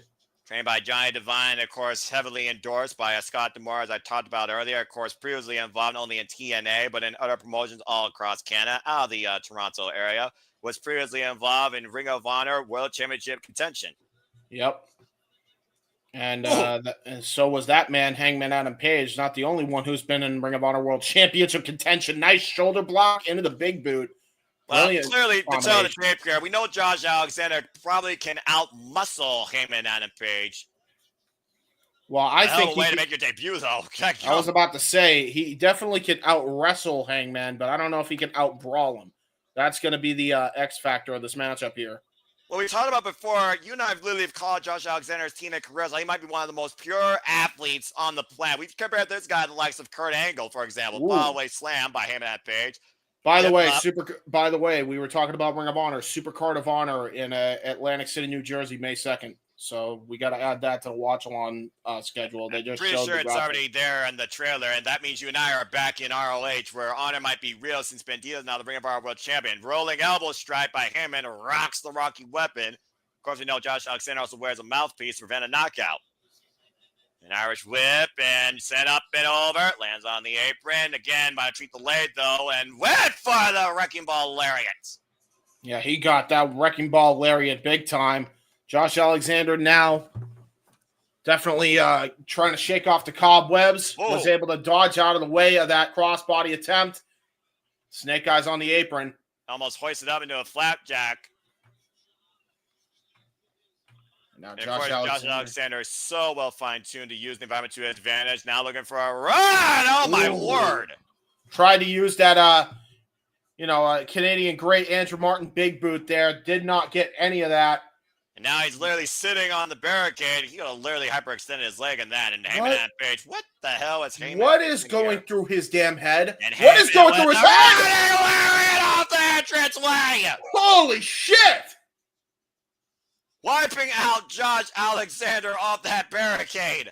Basically hitting a cane line off the apron. He jumped over the crowd to be able to hit that lariat as we go to restaurant quality picture-in-picture. Well, at least for fuck TBS. television. Television. Unless, either way, fuck television. Well, still, though, first off, congratulations to Josh Alexander. Welcome to AEW, and shout out to Jay Chung, of course, who was a great part of TNA as a ring announcer, and also, of course, a man in Josh Alexander's corner, and also a TNA original. So now you know, folks, it's official. Josh Alexander is in AEW. Whew. That's a hell of a pickup. Yep.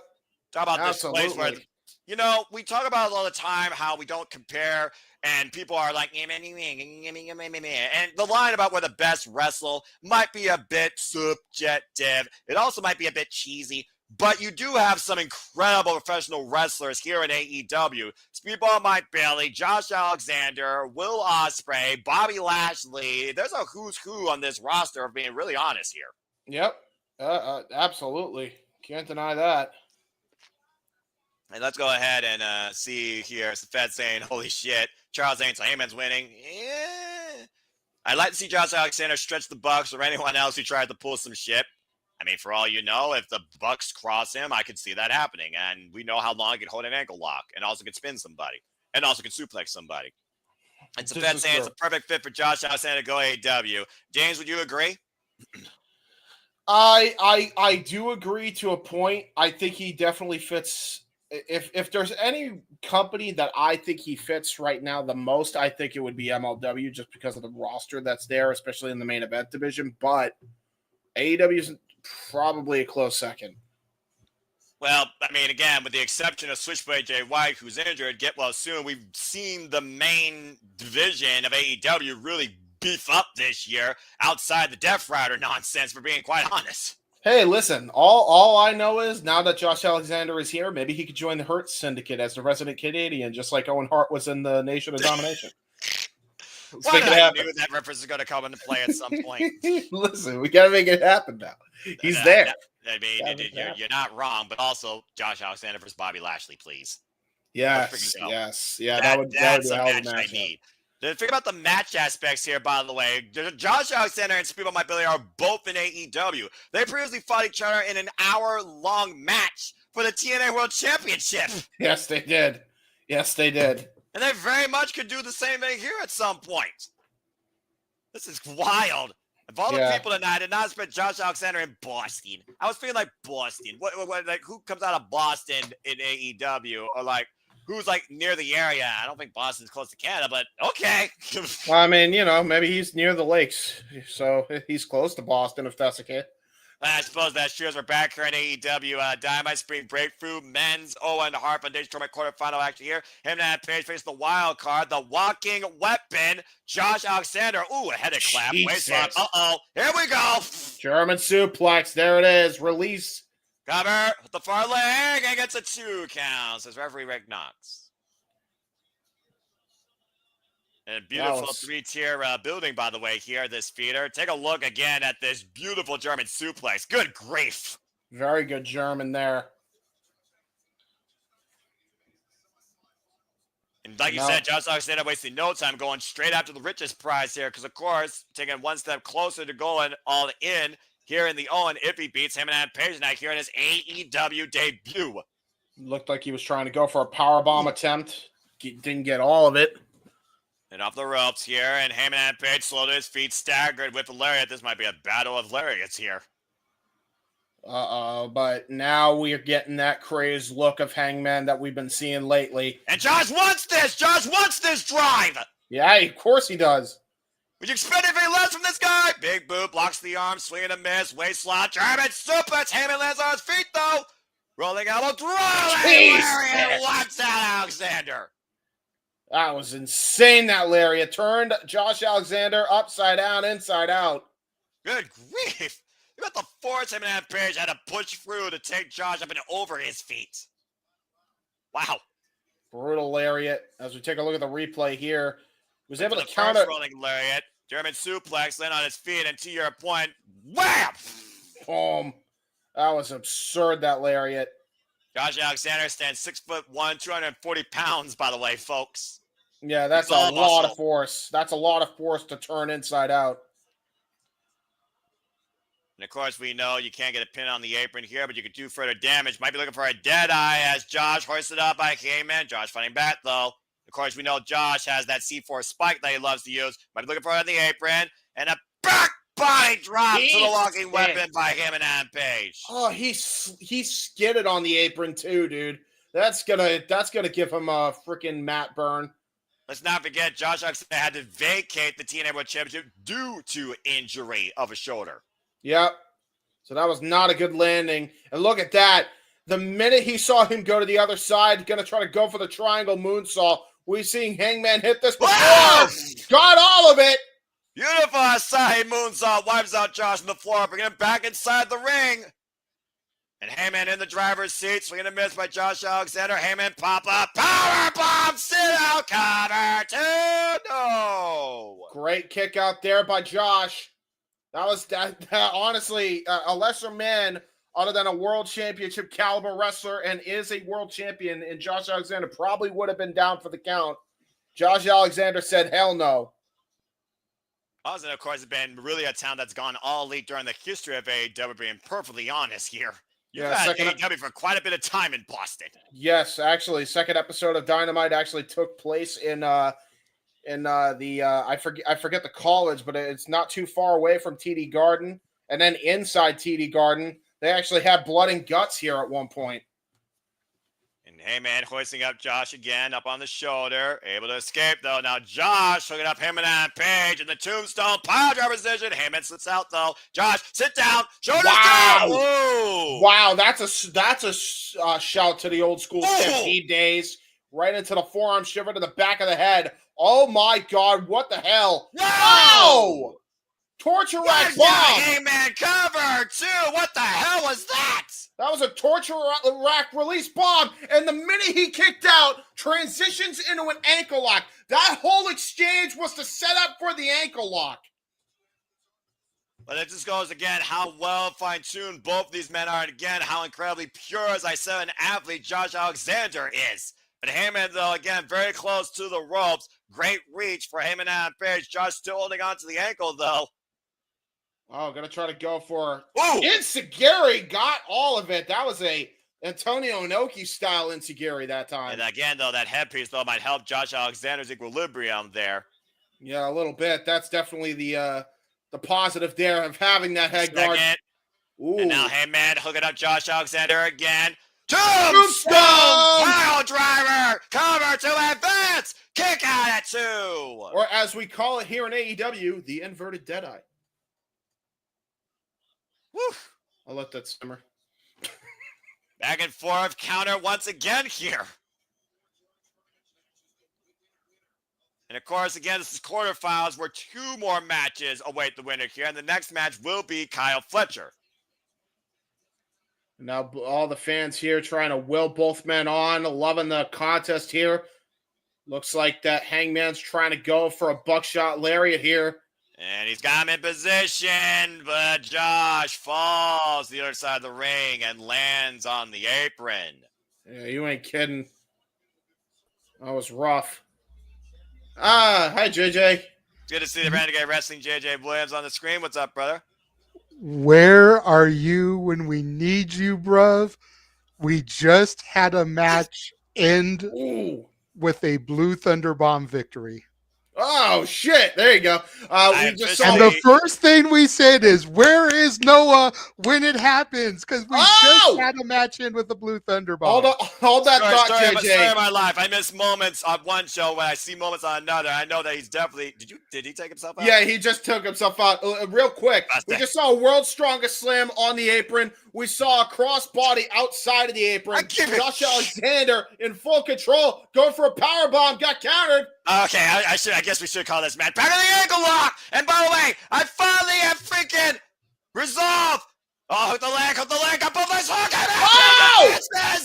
Another freaking surprise roll-up finish. Hangman gets the victory. He just upset the debuting Josh Alexander. And Josh can't believe it. Wow. Blue Thunder Bomb wins, the surprise rollout wins. It's been the story of professional wrestling tonight. Hangman and Page advance to the semifinals, and we'll take on Kyle Fletcher in the Owen. And again, shout out to the Renegade Wrestling, JJ Williams. Please follow him, folks. Cast Stadium Studios. And again, JJ, you no longer can say Blue Thunder Bomb never wins, so thank you. Wow. Okay. James, hold that thought. I think we're going to get a preview of maybe towards what's next for him and Adam Page. Here comes the Protostar. Yeah, the Protostar going to try to talk his shit, but wow, that actually shocked me that we got 2 roll-up finishes back to back. But okay, I think people forget how fundamental professional wrestling can be when you literally just use in-ring IQ versus a big finish. Talk about Owen Hart and Bret Hart. You want to talk about catch can. You want to talk about basic wrestling strategies.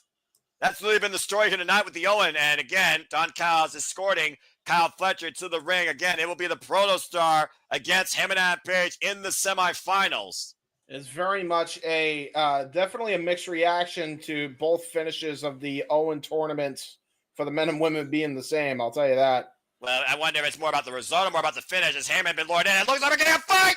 Wow, okay, well, I mean, I would say I'm surprised, but I'm not. Rebound off the ropes, up and over. Heyman lands on his feet, though. And look at this, Josh Alexander just watching this happen. Oh, my God. Oh, holy shit. And look at this, Don Callis, the Maple Leaf Pro Wrestling commentator, telling Josh Alexander, hey, don't get involved. We got you. Oh, watch out from behind! I knew it. Whispered in his ear, told him, you deserve better than this, and now immediately turns heel, attacking Hangman Adam Page. Oh, no, not again! deadlift powerbomb. Don Callis did say he was recruiting for his family. Is Don Callis the reason Josh Alexander's in AEW? I guess so. Because now he's just joined the family. That's quite a powerful punch there. As if Don Callis needs more freaking arse to his arsenal. Look at Don Callis, so damn giddy, considering that Confidence is supposed to face this man next in the Owen. And now we got an F Don Callis chant right here in the at the South Shore Music Hall. Hoist it up in the vertical drop, a brain buster. Well, and that might be all it takes. That might be all it takes, James, for Kyle Fletcher to punch his ticket to the finals of the Owen at Double or Nothing, which he will do if he beats Heyman and Page. But coming up next, Heyman might be hurt, but the Hurt's going to get plans to hurt the Gates of Agony. The AEW Tag Chairs will be on the line. We come back to AEW Dynamite Spring Break Thru. Well, there goes my idea for him joining the Hurt Syndicate. Right? Of course, Cyrus the Virus has to influence another Canadian to his dark means. Mad. I'm sad. Well, again, I'm glad Josh Alexander is in AEW, but again, since Josh basically lost the championship and lost favoritism with the TNA fan base because of Joe Hendry, he's kind of been on his own island of irrelevancy. Figured that he could rebound here in AEW, and it looks like, fuck that. Don Callis, all right, fine, because he just lost his debut and he's eliminated from the Owen. Sour grapes galore. I guess Josh Alexander is part of the Don Callis family. Well, he definitely got some sour of grapes. Yeah, let's go ahead and look at some comments here real quick. Matthew's saying, LOL. Oh, yeah, I flashed those already, yeah. No we worries. Can flash, fuck it, we can flash them again. I mean, it's a commercial break. It's more worthwhile to acknowledge the people here in the chat as they make this possible versus a commercial break. I'm just saying. Rockin' Ropes again beats the new guy debuting. DJ 2 for 2 so far. Hey, he might have a perfect card tonight. Who knows? And again, not necessarily the same finish, considering it wasn't off of, Josh Alexander's finisher. It didn't hoist him up for the C4 spike, but he just rebounded him off the ropes, trapped the leg, put his body weight on top of him, and literally got the win. Hold on, they're saying it's the same finish because the last match before this one was the modified roll-up. Okay, fair enough. Yeah, you want to talk about armbar, Chris Jericho's 1,000 holds, or the woman of 1,000 holds, when that truly has 1,000 holds, and the Professor Wrestling Serena Deeb. There are probably 1,000 different ways to do a roll-up, and we've already seen 2 of them tonight here in the Owen by both men and women. And then we got back-to-back good matches, so Safette was happy. Yeah, I was happy too. I mean, I'm not going to complain. This has been a great AEW Dynamite so far. Great wrestling. And, of course, there's so much great wrestling going on. Also, I have literally been vindicated. That was the way I was looking for. JJ can never say, the never wins. You can't say never anymore, bruv. Said I'm going to definitely, like I'm going to make him eat crow about Saturday about El Grande Americano, Chad Gable, when he Rey Mysterio. And I said, hey, how dare you? Grande Americano. Chad Gable. The greatest luchador of all time. We are not doing this tonight. He is from the Gulf of America.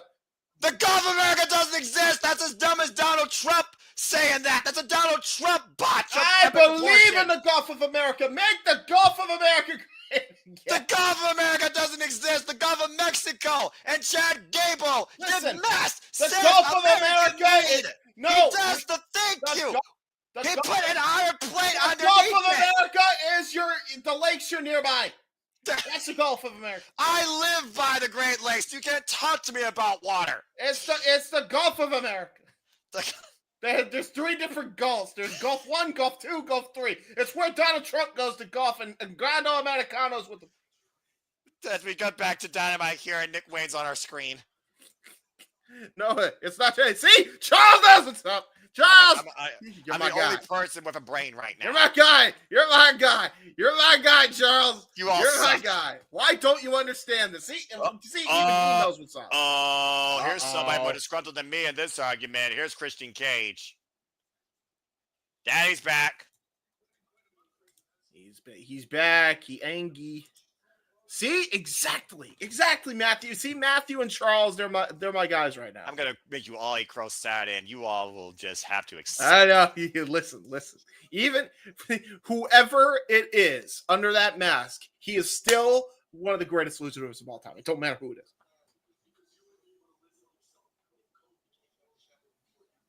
Ooh, damn.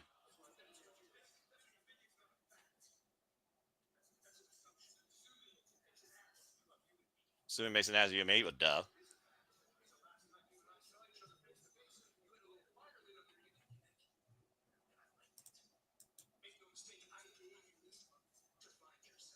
Gave you this much to fight yourself.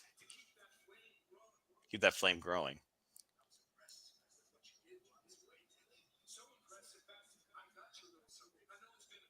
You got something.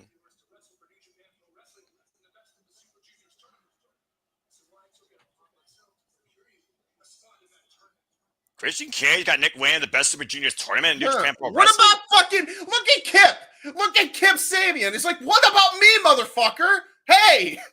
I mean, he was I was the reason you didn't lose your contract to begin with to the fucking Death Riders.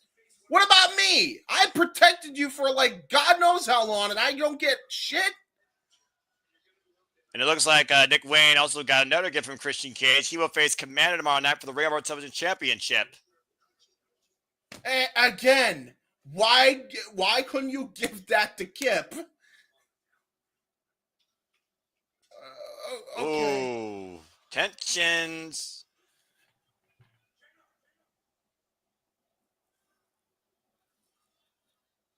I feel like Nick Wayne's at a crossroads of his own right now, especially after that slap. But Daddy's back. What makes him a face? No. What makes this man a face? No, that man's still the worst father in America. And as far as I'm concerned, he's still as crooked as the day is long, or becoming longer. I guarantee you, we were having debates about Adam Cole being the heel. No, we're not. We're going to be in agreement if he turns face. He should not be a face. We will call him the worst father ever. Okay, it's the bottom line. He is the. We want to talk about a turn though, James. Let's talk about the most despicable actions we've seen so far in AEW by FTR as of late. Not just against Cope, but against Tony Schiavone and of course Daniel Garcia this past Saturday. Again, Tony Schiavone gives zero fuss. He tells you how it is, and FTR were having none of it. Especially when he mentioned his daughter. Of course, they made a very painful message and example at the expense of Daniel Garcia's friends, and of course, Daddy Magic and Cool Hand Ange, and attacking Daniel Garcia post-match.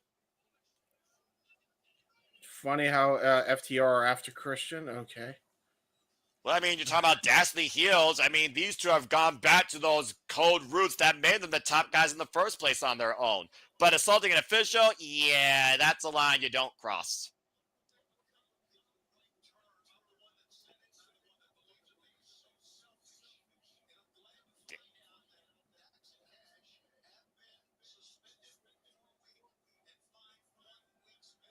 Damn. Tony Schiavone apparently letting us know that they have been fined 1 week's pay, and they have also been suspended. And Tony Schiavone is very happy about that. He calls them very selfish. As we open the gates of agony here and get ready for our AEW Tag Team Championship match, getting back to wrestling. A lot of emotions here tonight, and not the positive ones as usual, as I expect here. But this might bring people to a positive mood. Time to see people get hurt. I should have. I that whole time we have been outside of commercial break. Anytime we're off commercial break, let me know so that way I can switch it back. Did you not? Did you? I had the middle finger. After the Grande Americano argument and the freaking Nick Wayne Christian Cage face to face after a month. I mean, it's been a very interesting conversation these last couple of minutes. And speaking of interesting conversations, we know Grand Slam Mexico is now going to happen in Arena, Mexico, Wednesday, June 18th. So stay tuned for more on that. Represented, of course, presented by AEW and CMLL. AEW goes down to Mexico City, Mexico. Arena, Mexico. They finally did it. I'm looking forward to that show for sure. And look at this, man. We're going to get some we might get some lucha flip action, but I'll tell you right now, we're going to get fisticuffs here between these two teams. Yep. Best dressed fashion in all professional wrestling, and they hurt people when the bell rings. Escorted by MVP, your AEW Tag Team Champion, Shelton Benjamin, and the almighty Bobby Lashley. Oh, boy. This is a bop, by the way. Hey, Death Rebel, this is how you do an entrance theme. What? Yeah, no shit. Anyway. I mean, it's really not hard to outdo Death Rebel. That's accurate.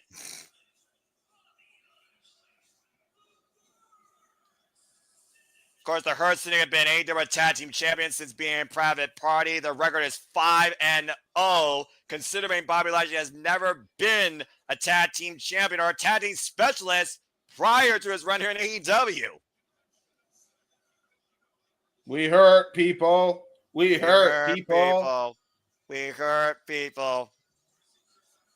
Oh, wow. And look at, we got a celebrity here. Oh, you know that person, don't you, James? I don't. I'm sorry. Oh, he is a Boston Celtics center, though, and power forward. I don't know how to pronounce that name. I'm not even going to try. Fair enough. Listen, I'm also very, very lackluster in the sports, especially basketball. I don't know much people from basketball. You can learn more about sports courtesy of Statboy Mike at Statboy Sports Bar, folks. Again, AEW Tag Team Champions on the line here. I believe this is the 4th defense now for the Hurt Syndicate. And, of course, coming off their last defense at Dynasty against Big Bill and Brian Keefe, referee Aubrey Edwards for this contest, hoisting up the AEW Tag Team Championships. And this is definitely going to be an even matchup. Oh, wow. Not even wasting any time as Toliona just immediately bum rushed. Or no, is that Bishop Khan, I believe, that bum rushed? No, that's Toliona, dude. That's Toliona. Toliona just bum rushed everybody, now going right after Shelton Benjamin. Great DDT by Benjamin. What? Well, you never try to attack the head of a Samoan, get headbutt right in the solar plexus. That's fair. Big hip attack there in the corner, running knees, followed by Bishop Khan as they have isolated Shelton Benjamin. Now over the top of the plunge, wipes out Bobby Lashley in the gates of agony. Jesus. I take control, Connor, and get a 2 count. Nearly a new tag champs there to be on commentary. Yeah, I mean, honestly, that's the best strategy in this matchup is just immediately bum rush the World Tag Team Champions. Makes sense to me. Well, I mean, take a page out of the Hurt Syndicate's playbook, isolate and dominate, and they're focusing on the tag team special Shelton Benjamin, clearly trying to keep the muscle out of the ring, and Bobby Lashley here. Well, this is definitely something I was not expecting, but I'll tell you, it's definitely a welcome here. I don't know if it is for the World Tag Team Champions, but the contenders are definitely showing why they've been underutilized and underlooked for far too long here. To your point, they're part of one of the most effective trios in Ring of Honor 6-member tag team championship history. Mogul Embassy. Yeah, Mogul Embassy, the Cage of Agony later on. But yeah, that spinning wheel kick by Shelton Benjamin just completely turned the tables of that. That's probably one of the more dangerous spinning wheel kicks. Oh, boy. In the industry, and now tag into Bobby Lashley and a spear right into the corner. Yeah, Bobby Lashley, literally the most dangerous man AEW, has said MVP, who came back last year at Fright Night Dynamite to join MVP in this new business venture when the Hurt Syndicate was born. Trying to off the ropes and hooking up, down. Nice flatliner there by Bobby Lashley, taking a page out of his former running buddy on the road, Ken Anderson's playbook. And again, Bobby Lashley has been nothing but a world champion practically his whole career outside of this. He's always been a singles specialist. And so far, for someone very new to this world of tag team wrestling, he's been working on all cylinders, taking Bishop Khan up and over to the outside. As this AEW Tag Team Champions will continue, folks. Restaurant quality picture-in-picture. The hurting continues forward. Stay tuned. Fuck television. There we go. Now they hurt people. We hate TV. We hate TV. Accurate. I mean, I'm just going to always hate the TV for life. But anyway, it is one of those things, though, where, again, Shelton Benjamin, who practically is 50, he doesn't look like he's lost a single step. It's almost like he's been rejuvenated here now as the AEW Tag Team Champion. It's kind of crazy when you think about it. You ain't kidding. I'll tell you that right now. So that was an interesting face-to-face there with Christian Cage and Nick Wayne, how a father kind of lets the child run on his own for a little bit and gives him opportunity. But I still sense at the end of the day, Nick Wayne's going to do what most of America's youth does and is going to buck up against his folks and finds himself in the hard end. Yeah, I would too. He's an abusive father. He's a dickhead. He's a douche. He's been a douche. And it's okay because we love him being a douche, but the fact is, he's a douche. He's a megla douche.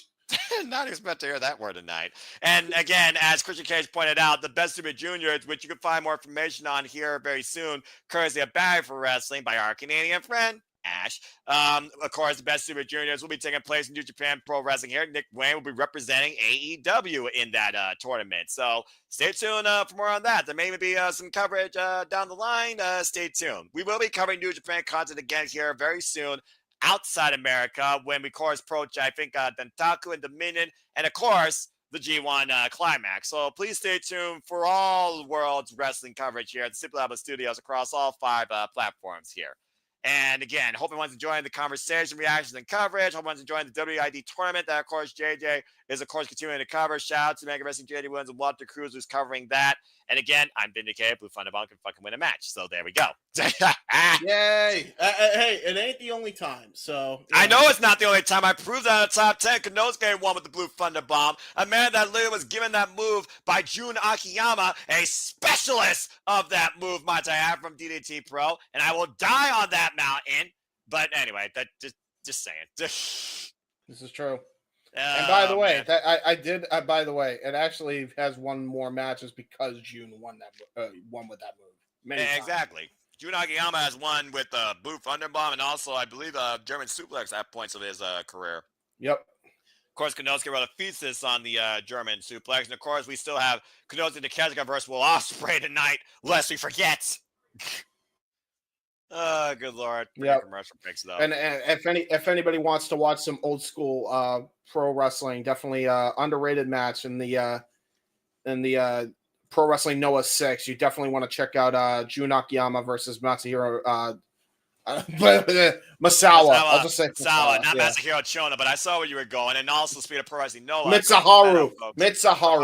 We all screw up the names. We know the people. But anyway, of course, Pro Wrestling Noah. We know people. We know people. We blank people. Good grief. As we're back on AEW Dynamite, AEW Tag Team Champions is on the line. The Hurts to get defending against the Gates of Agony, Bishop Khan and Toa Leona. Bobby Lashley in the ring right now with Bishop Khan. Capacity crown on Khan. I love this shot, by the way. This is awesome. Yeah, it's a very good arena. I love the fact that all these arenas feel so different, too. It doesn't feel like a dang! Oh, man, what a collision in the middle of the ring. Very big collision.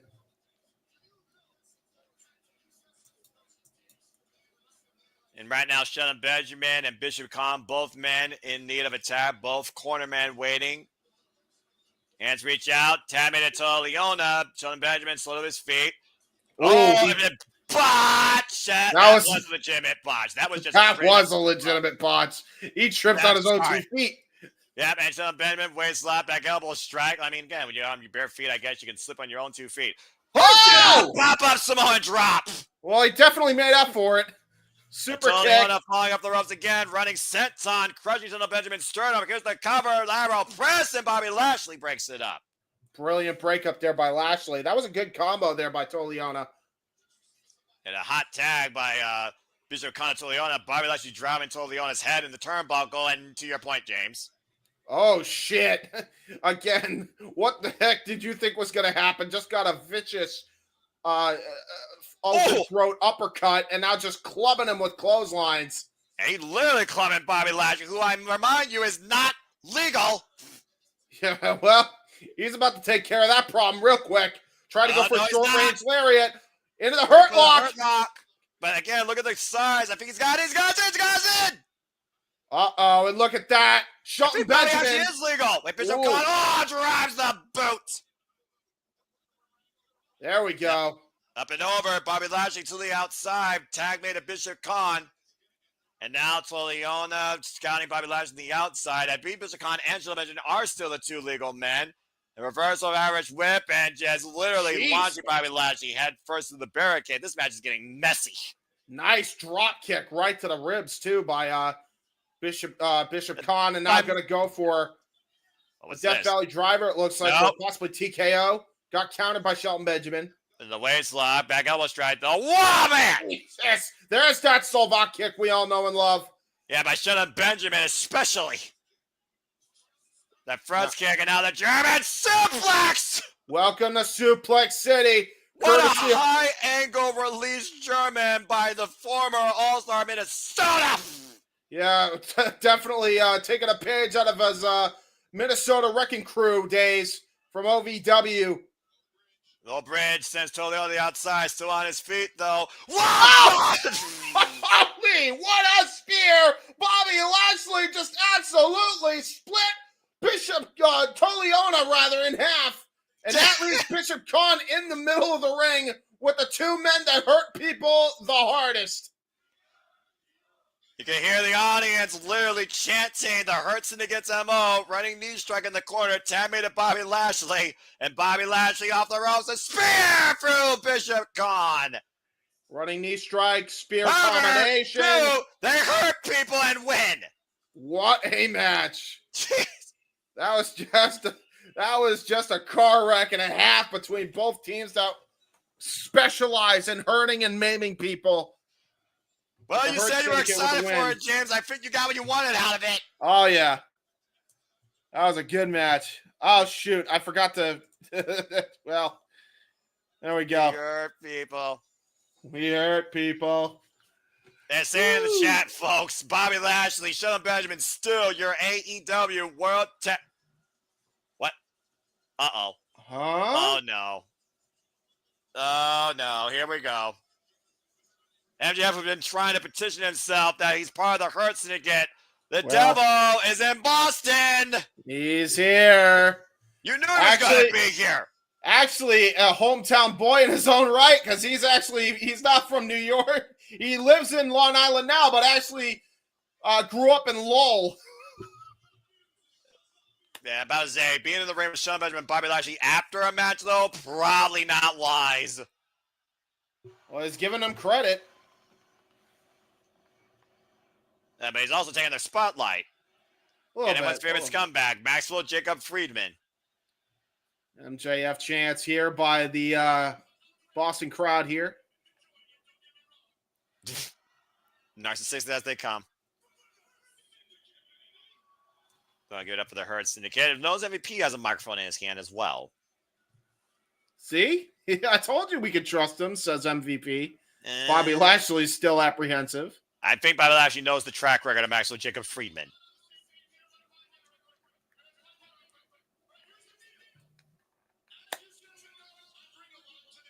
Bring the left to the table. Montel knows this. John knows this. Our slow learners. They're talking about Bobby Lashley.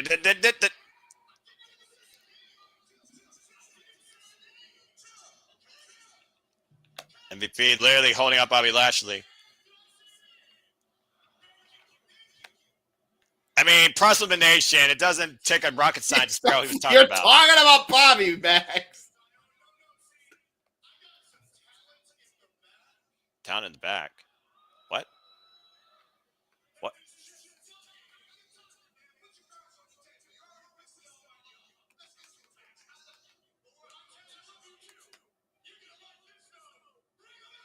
Bring him out. What? Bring who out? I don't know. This is weird. I don't know what's that. Oh my Lord. Huh. James, control yourself. I don't know what you think. It's fine. The Hurt Syndicate getting a VIP treatment of talent of the female type, courtesy of MJF. Huh. What the hell is this about? Yeah, I'm happy with it, whatever it is. Of course you are, you fucking idiot. What the hell is MJF trying to do here?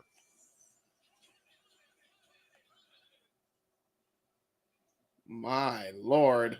Talk about buying your way in. He can. For those that don't know, there are 8 beautiful escorts in the ring, courtesy of Maxwell Jacob Friedman, that are literally tailgating the Hurt Syndicate. Yep. All that he requests is 3 thumbs up. Here's the problem, though. Bobby's a married man, isn't he? I thought. Try this one more time. You guys know how I feel. Thumbs up. Shelton. That gives you Shelton. Focus, man.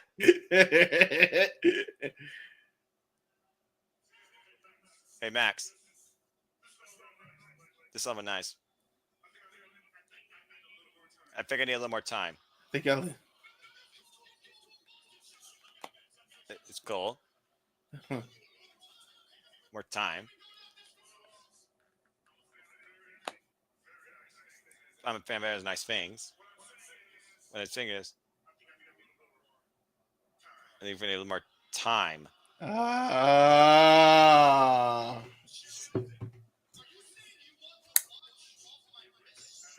He wants the watch off his wrist? Oh. That is a Rolex.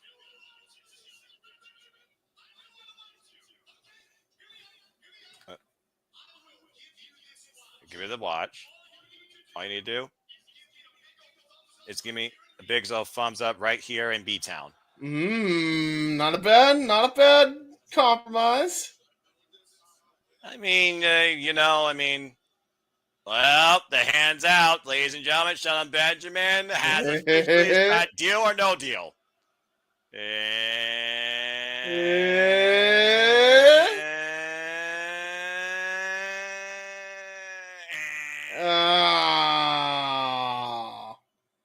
Well, he's gonna see bros before hoes, I guess they say.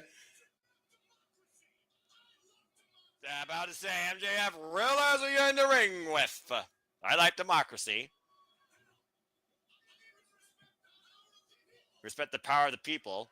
What? I mean, not these people. You. Talk about your town.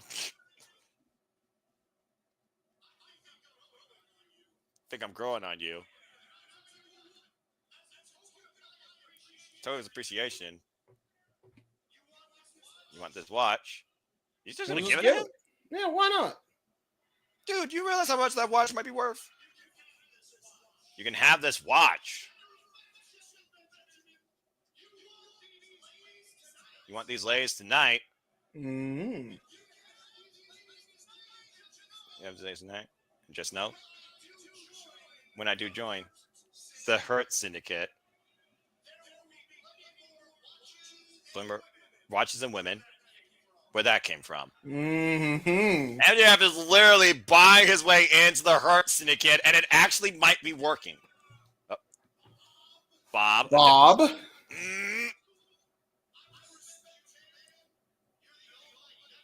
Respects the Almighty. What is he known for? Known for getting what he wants.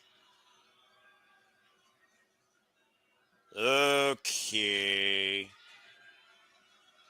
Was that a warning shot delivered to Bobby Lashley?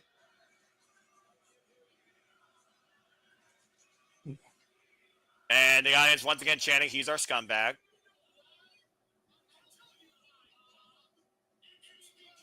My name is Maxwell Jacob Friedman. And I'm better than you, and you know it. Well, if nothing else, but the Hurt Syndicate just got a hell of an investment for their night of celebration. And maybe Shelton Benjamin is finally opening up to MJF. But Bobby it's not hard. It's not hard. It ain't hard. I ain't gonna hold you. Well, I mean, either way, I mean, Shelton Benjamin got a nice watch out of it and plenty of women for the night. I mean, that woman on the side of Shelton right there, oh my. That one right there. Best one. Oh, good grief, James. I'm just saying, I'm calling it as I see it. Anyway, let's call this as we saw it. We literally called it AEW Revolution March 3rd, 2024, where both these men literally tried to kill each other. And it was Will Ospreay that put down the Alpha with a hidden blade off a Tiger Driver. That Wrestle Dream, that triple threat, it was the Alpha that, of course, took out Will Ospreay to become the AEW National Champion. And now these two meet once again, one-on-one, semifinal conditions here in the Owen. It's Will Ospreay versus Konosuke Takeshita. Next on AEW Dynamite Spring Break Thru. Owen Hart Tournament semifinal action. Stay tuned. Fuck television for a commercial. So first off, James, come on, man, control yourself. And listen, there's Dynamite, there's hot ladies. I don't care. Of course you don't. But hold on, we hurt people. We hurt people. We hurt people. We hurt people. We hurt people. Oh, boy. Well, I mean, sometimes they say money buys happiness. They say money can buy anything. Listen, maybe MJF I don't. Well, hang on. I don't think money can buy happiness, but money sure does help. I mean, we all need money to live, but I mean, as far as money for your pleasure, that is a very scary road if you're not wise with it. And MJF literally using. But there it is. There it is. Yeah, I think MJF was wise with it. I think Shelton was wise with it. He was a smart man. Just Shelton Benjamin, he was a wise man. What the fuck? He is a wise man, and he's got a relationship with Paul Heyman, who is also a wise man. And never lick a horse, lick a horse gift in the mouth or whatever that fucking saying is. I don't know. Lick, look, dude, look. I thought it was lick. Oh my god! I don't know. Fucking. Isn't it lick? Chat, you've been here long enough. You know what I do, what we do with James whenever he shows his tism, right?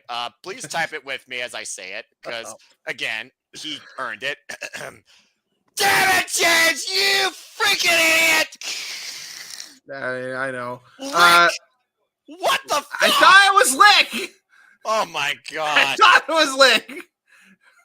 Welcome back, to tell you. Right? MJF hurts it against stuff still continues. It's the best part of the show. Absolutely. Listen, I will not argue that. When you give me a whole escort of ladies to try and get himself into the group, yeah, you ain't getting an argument from me. Of course. Someone called him the Godfather. Yeah, well, Charles Wright's definitely pissed. MJF is funny. Accurate. He's our scumbag. With that being said, again, as James did bring up Paul Heyman, please stay tuned. As of course we will cover. Oh, I never should have. Oh my God, Safet, I never should have brought that up. What the fuck, Safet? That's crazy. And Safet just proved how much of a freaking idiot I'm gonna move on. Don't ever bring up a comment like that again. I did not know that's what he said. I just clicked on it. I didn't even read it. Of course you click without reading. Like most people oblivious to it. Fuck. That was absurd. Yeah, I love this too.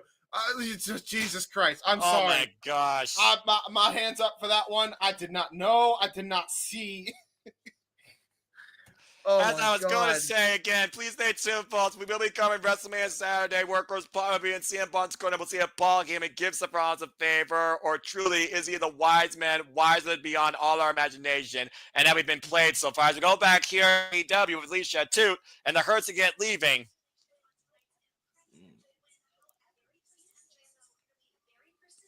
They're just very persistent. Ladies, give us a second, please. All right. Don't trust them. Yeah, you go ahead and do the transcript here. Try to redeem yourself. You don't trust them. This is business, he says. You got to look at it from a business standpoint.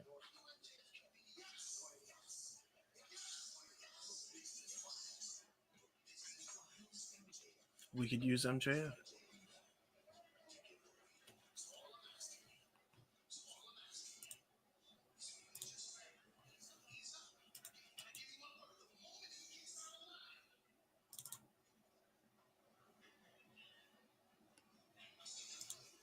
So the moment he steps out of line,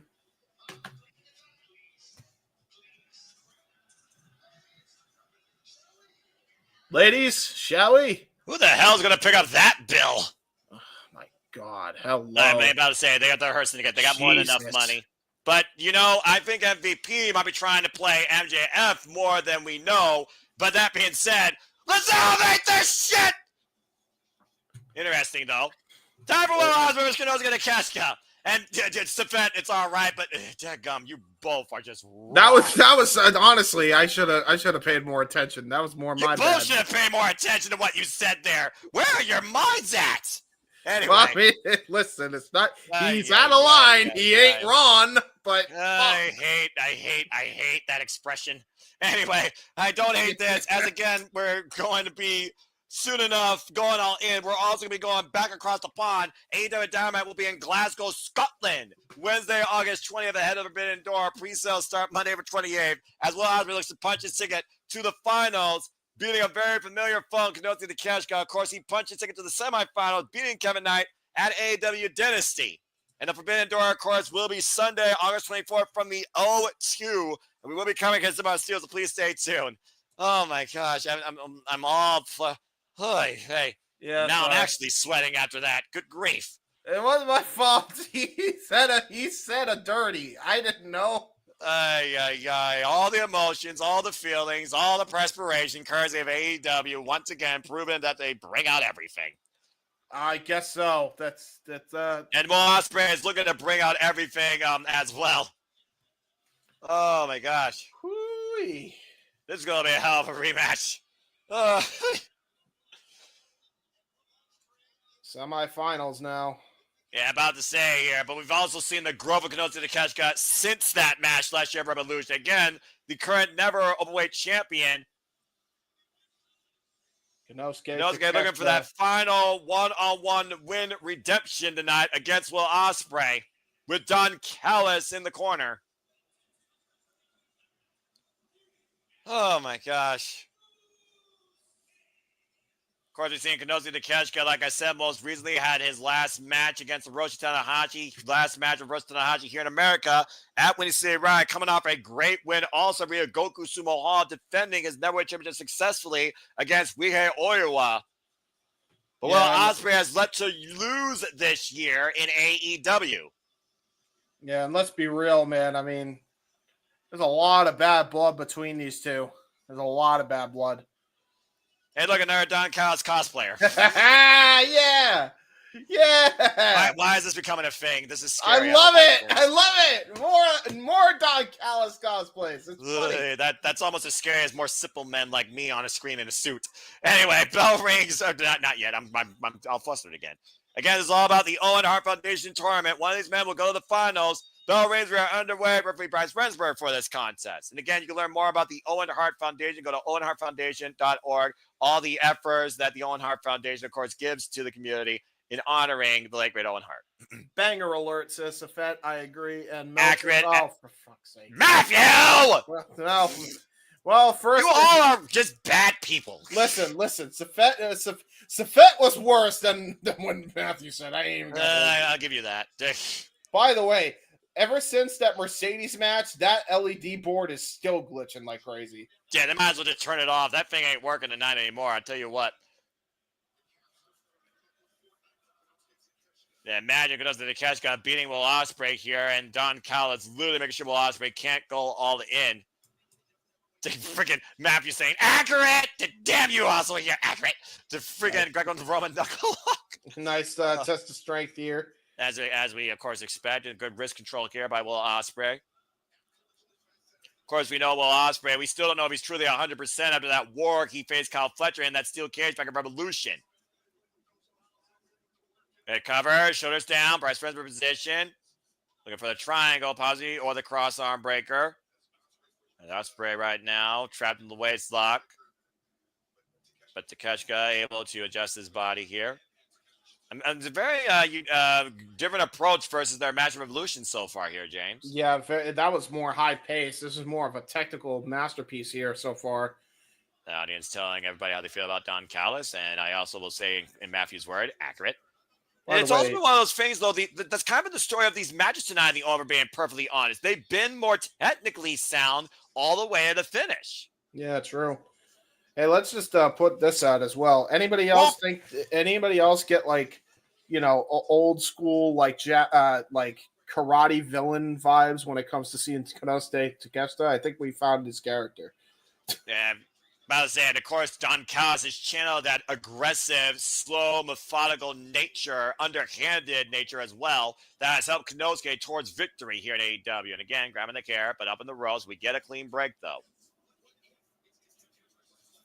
And I do wonder, though, when we look at the landscape of wrestling and how many people, approve of heel factions, it's like, oh, knife edge chops. Imagine if it is Konosuke Takeshita and Kyle Fletcher. How does that affect Don Callis and his family? You got to imagine he would have to pick a side like he did with Ospreay and Konosuke last year of Revolution.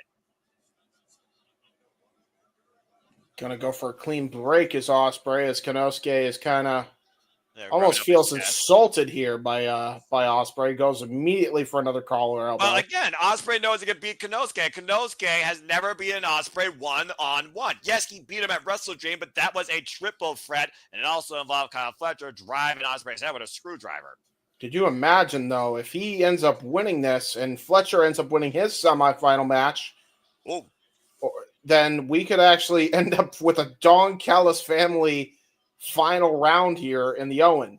Exactly. He's picking up speed up and over, and again, flying over Ospreay. And Ospreay now, well, so much for the technical side. Nice arm drag takeover, takedown by Ospreay. Yeah, brilliant Ricky the Dragon Steamboat-like arm drag. Keeps that arm wrenched, trying to put pressure on the shoulder as well as he just drives it in. AEWTIX.com for future tickets. Future series include but not limited to Detroit, Michigan, Chicago, Illinois, my neck of the woods a little bit, and of course Kansas, the Irish Whip, and of course Atlantic City for Ring of Honor. Caught with a jaw with a boot, hoisted up, pop up. Whoa! First run off the power bomb. That was a great counter out of the pop up power bomb. Great Hurricane Rana. It feels like Ospreay can pull offense out of nowhere when you least expect it. Well, that was definitely not out of nowhere. He telegraphed that shot. And now there's a helo right over the top. Yeah, slingshot senton of sorts, to your point. The Alpha down for now. Channeling a little bit of Eddie Guerrero in this match as well, as Eddie Guerrero was famous for that maneuver as he grabs Konosuke by the hair. The kind of the story a little bit here tonight. Spinning Silva, bends Konosuke over. Yeah, right into the gut. Irish River Virgil. I know what's happening here. Hand spring up and over. Konosuke now flying up the ropes underneath the clothesline, off the ropes again. Flying Konosuke lariats. Yeah, showing off his Olympian background with that lawn jump into that clothesline. Taking a page out of the Undertaker's playbook with that lariat. Again, two of the most explosive athletes in AEW. Big great counter out of that charge. We'll try to go. Uh-oh. Yeah, tried to go for the hip cheerio. Got countered there by.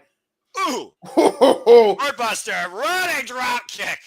Brilliant combination there by Konosuke Takeshita. Got countered into the Gorebuster into the drop kick. Sets him up for a possible dive. And Konosuke goes to the other side of the ring. 0 to 100. And Konosuke flies! There's a tope con. Hello!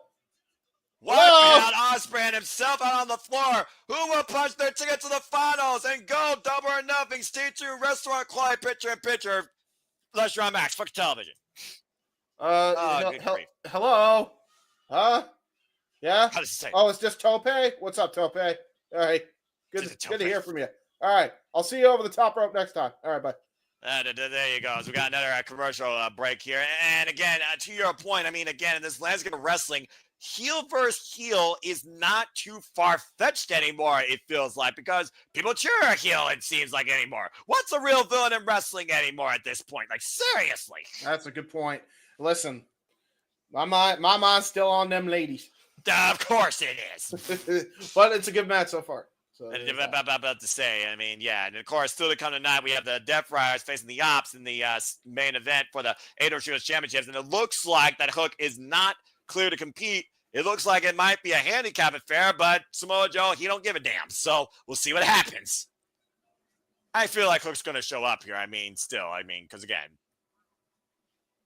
That's a good point. Again, folks, as I said, I hope you're all enjoying the double feature tonight of coverage, content, and wrestling action here with the WID tournament. And, of course, AEW Dynamite Spring Break Thru, another wild show, as always. We will be covering, we will also be covering after this show in an hour's time. After the show is done and concluded, we will actually be covering the rebirth of Dragon Gate Pro Wrestling. Dragon Gate USA will be returning with the rebirth show, so stay tuned for that, 11 o'clock p.m. EST. As we get back at AEW Dynamite, semifinal action for the Owen clubbing elbow into the lower spine of Will Ospreay. We're Ospreay, Konosuke, Takeshita 2 here in AEW, where one man will punch their ticket to double or nothing tonight. And Don Kaz, of course, at commentary. And oh, God, that was rough. Yeah, how you think Will Ospreay felt about that? That was a world-class forearm shiver right to the spine. That's how you can definitely debilitate him. Crumble, man. Meanwhile, handspring, corkscrew kick. Got all of that one. How the hell does he do that? Yeah, the back's bad. Oh, I'm just gonna do this crazy shit. Yeah, why not? Again, Will Ospreay's DNA isn't normal. Then again, Bryan Danielson's DNA wasn't normal either. We saw what it took last year at Dynasty. I love how we're just calling it Dynasty now. Hannibal lives on forever. Yeah, and Hannibal, you're welcome back anytime and simply predicting for AEW as far as I'm concerned. Anything else? Ooh! Cheerio with that phenomenal forearm. And here's the cover. With the far leg to my fence. Kick on it, too. That was a brilliant way he was able to push him back, too. You notice Konosuke tried to get a Greco-Roman knuckle lock in before he could even do the hip cheerio forearm. But Ospreay was not letting that shit happen. Grabs the crowd on hand. This 3-tier feeder at the MGM Music Hall in Boston. Again, it's been a phenomenal night of action as Mercedes Moné has punched her ticket into the finals. And, of course, we will go all in during the week of July 9th through the 12th. There you see the schedule. Dynamite, Collision, Starrcast even there. Ring of Honor for Dishonor. And, of course, AEW all in Texas from Global Life Field, running through Ospreay with a lariat. So stay tuned, folks, when we go all in this summer once again. That was a crazy lariat at that time. And just level Will Ospreay here. And both these guys chance raining out here, and justifiably so. Of course, both these men have incredible respect from the AEW fan base. Now going to try to go for, it looked like he was going to try to go for a Uranagi of sorts. Got countered there by Will Ospreay. Now we're trading forearm exchanges. Wall kick. Ospreay lands on his feet. Step into Seguri. Ross goes to the couch. Got against was of offense, but Konosuke hugs up Ospreay. And the resilience. Swinging a miss and again massively hooked. Oh, wow. What an exploder. There's cover. Yeah, I was about to say high angle exploder to your point, James. Damn. And here's Nick from our spaces saying, give me a big match. This match slapping. I like that reference. The slapping sauce. Good reference. Good reference, Nick. No one knows the secret behind the mystery sauce, and there might be secrets behind both these men when it comes to their dry professional wrestling. And good to see you, Nick. And again, thank you for your support. And again, folks, check out the spaces when you can. Hosted by the likes of James, DJ, and Walter Cruz throughout the week. If you want tribalism free and you want fun wrestling conversation, the spaces. And JJ.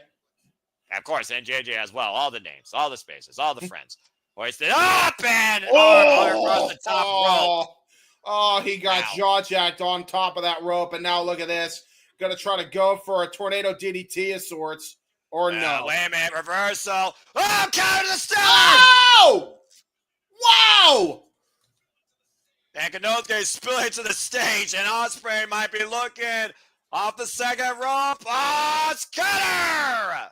That was brutal. And no give on that entranceway.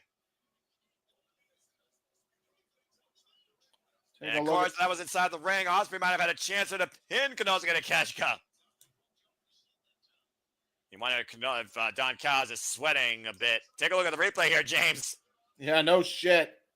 Yeah, off the second rope, and again, no give on that stage. Both men falling with a thud. Yeah, precise timing, but Ospreay landed hard on his back. And we're up to 8. Again, countouts do work here. Up to 9 as Konosuke crawls back inside. Ospreay in position. Springing off with the drop kick. Yeah, coast to coast. And now look at this. Going to try to go for Sky Twister from the top rope. Ospreay a leap of faith and connects. Got all of it. Just to have brings it to the center. Cover off the nearly to a fast kick. Wow. Wow. Oh, good grief. That is crazy. Down prone. Looking for another Os cutter, calling his shot, but Konosuke back up to his feet off the ropes, spin him around. Oh, cutter! Trying to go for the Blue Thunder Bomb, get countered. There's the Os cutter! Trying to go for the discus! No! Wow! That exchange was insane! What the hell? Yeah, the fans are standing in the upper levels to your points. Dude, that exchange was awesome. The Blue Thunder Bomb counter to the Harris, went for another Os cutter, finally connected with it, and still got a near fall off it. Of course, we know Konosuke's finisher is that exposed double strike world classic little replay here to your point. I thought I was about to call a Blue Thunder Bomb. He countered to a Takeshita Harris, took Konosuke up and over, and went for a rolling elbow and beat him to it with another Os cutter. That was awesome, man, that exchange. That was so clean. We might be looking for the Stormbreaker, hoisted up on the shoulder. Konosuke gets to the back door. High kick miss. Pop handle, reversal, grabs the wrist, roll through. What the hell is this? I don't know, but I'm loving it. No, another roll up. Konosuke got him down for 2. Ospreay, both men rolling. Wheelbarrow. Jesus Christ! Bridge rolls over. No! Whoa! Okay. You can say whatever you want. Tribalism be damned. That exchange was the craziest shit I've seen. Wow. That was insane. That whole reversal chain. That wheelbarrow suplex position to a double leg nose and clutch of sorts. We mentioned the innovation of the Alpha since being aligned with Don Callis. We've never seen Konosuke go these lengths like that. Not trying to beat him explosively. He's trying to beat him technically. That's been the story tonight of the Owen. And of course, Konosuke advancing to this match after being Brody King this past Saturday on Collision with Raging Fire at the Survivor Dante's Inferno. Now both these men stand eye to eye. And Ospreay meets him with an elbow strike. And Konosuke answering in kind. I feel like in this exchange, Konosuke has the advantage on the striking, James. Yeah, that's my point. There's no way. There's no way you're going to win in a striking exchange with Konosuke. There's that world class. That staggered him. Yeah, but again, the elbow pad's still on. Didn't get the full extent reach of it. Ospreay still on his feet. This is Tolkien. This is Spirit, folks. Yeah. Well, that might be Spirit, but that's just called raw power. And again, some of the most vicious elbow strikes you will see here. And Konosuke just literally wearing down Ospreay in the corner. Bryce calling for a break, though. Again, Konosuke cannot risk getting disqualified here. And Konosuke wants Ospreay to meet him at center. Oh, man. Nice big boot.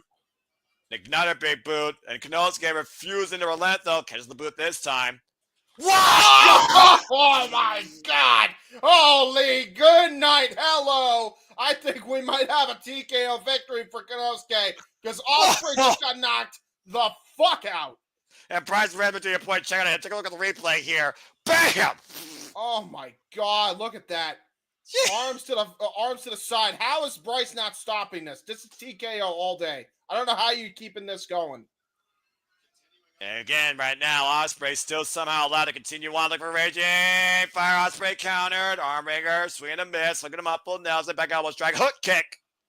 Yeah, it looked like he was trying to go for a dragon suplex. Got countered. Nice super kick. Another question mark kick. Drops it to his knees. And right now, Ospreay might be looking to sink the blade and punch his ticket towards double or nothing. Konosuke collapsing. Ooh, there you go. Either on instinct or just exhaustion at this point. I think he's faking him out. That's what I think is happening. He's doing that on purpose. Again, Ospreay's got to be careful here. To your point. Oh, my God! Into a blue Thunderbomb! Thunderbomb coming to no!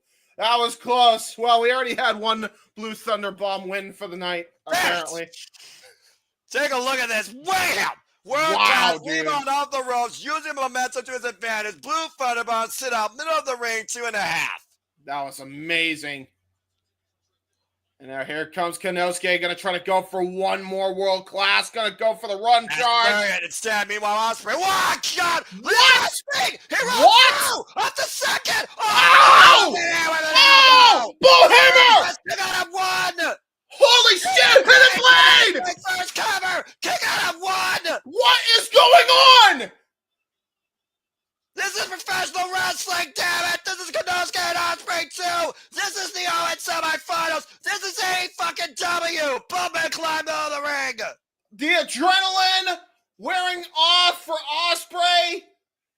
Collapsed down to his knees. Could it be fighting fire with fire. Is he playing possum for Konosuke? And again, double underhook. Might be looking for his own tiger. No, Ospreay escapes again. And now Ospreay hooking up the arms. Reverse position. He took Driver! Driver! Wheelbarrow German! That's literally on Konosuke's playbook! Oh, hit play! Hit play by Konosuke! Hit play by Konosuke trying to crawl to the cover.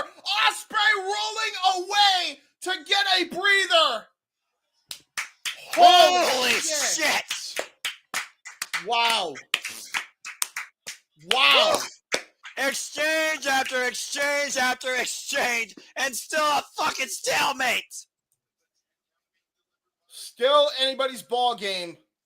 The 10 count being delivered right now here by Jumping Price Rensburg, as both men right now unable to get to their feet. How ironic is it that it's anybody's ball game right now, and we are inside Fenway Park at the MGM Music Hall? Right? Konosuke up to his knees first, though. Ospreay trying to find some sort of body motion just to get off his back. Up to 9, and Konosuke and Ospreay both back to their feet. Oh, man! Jesus, there's the Yakuza kick.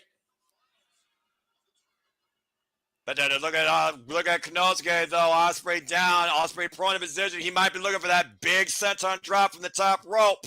Yeah, I'm going to try to go for that on his upper back, too. But Ospreay gets himself up. Massive forearm shiver. Hey, both of these men got to be fucking spent after what we just saw the last 5-10 minutes. Ospreay can't even find his balance. Yeah, he honestly might have just... I thought he may have twisted his leg for a minute, but he's trying to slap himself back into consciousness. And trying to, again, punch his ticket towards the finals in the Owen. Mina Konosuke, eye to eye. Konosuke on the outside, Ospreay on the inside second. Dangerous territory here for both men. Yeah, Ospreay is like getting punched here. Oh, what a great headbutt, though. That was brilliant there by Ospreay. Almost like literally just a catapult Kokeshi. Oh, I'm scared for what these Ospreay, two have in mind. Oh, dear Lord. I sense disaster. Oh, no. Gonna go for a Spanish fly. Trying to go for a Spanish fly. Yeah, Konosuke fighting back to your point, and Ospreay. Oh no. We've seen this before. Lariato! Oh! He matrixed out of it! Hit it, blade! Again! Falls in the cover! Lara press, and no! What in the hell does it take? This is absolutely insane! It's third time the charm! Elbow pad off! Konosuke rise! Konosuke makes a knee strike! Power knee! Power knee by Konosuke! Go for the brainbuster! Got countered! Reverso! Jackknife! Hoisted up again! You gotta be fucking kidding me! Styles clash! Shoots the half cover! 2! No! What the hell does it take? Yeah, I feel like Ospreay's answering that question more than you right now, James. Welcome back, brother. You miss AEW? Look at Konosuke, by the way, bleeding from the mouth. He definitely got his jaw jacked on one of those exchanges. Hey, slow to rise, but he's back to his feet. Backside! Oh my God! Power knee! Right down the middle. Elbow pad off. Looking for a massive lariat. Up and over. Ospreay lands. Double underhook on the shoulder. Stormbreaker. Got all of it. Cover. 2. Well, Ospreay fucking wins. Holy shit.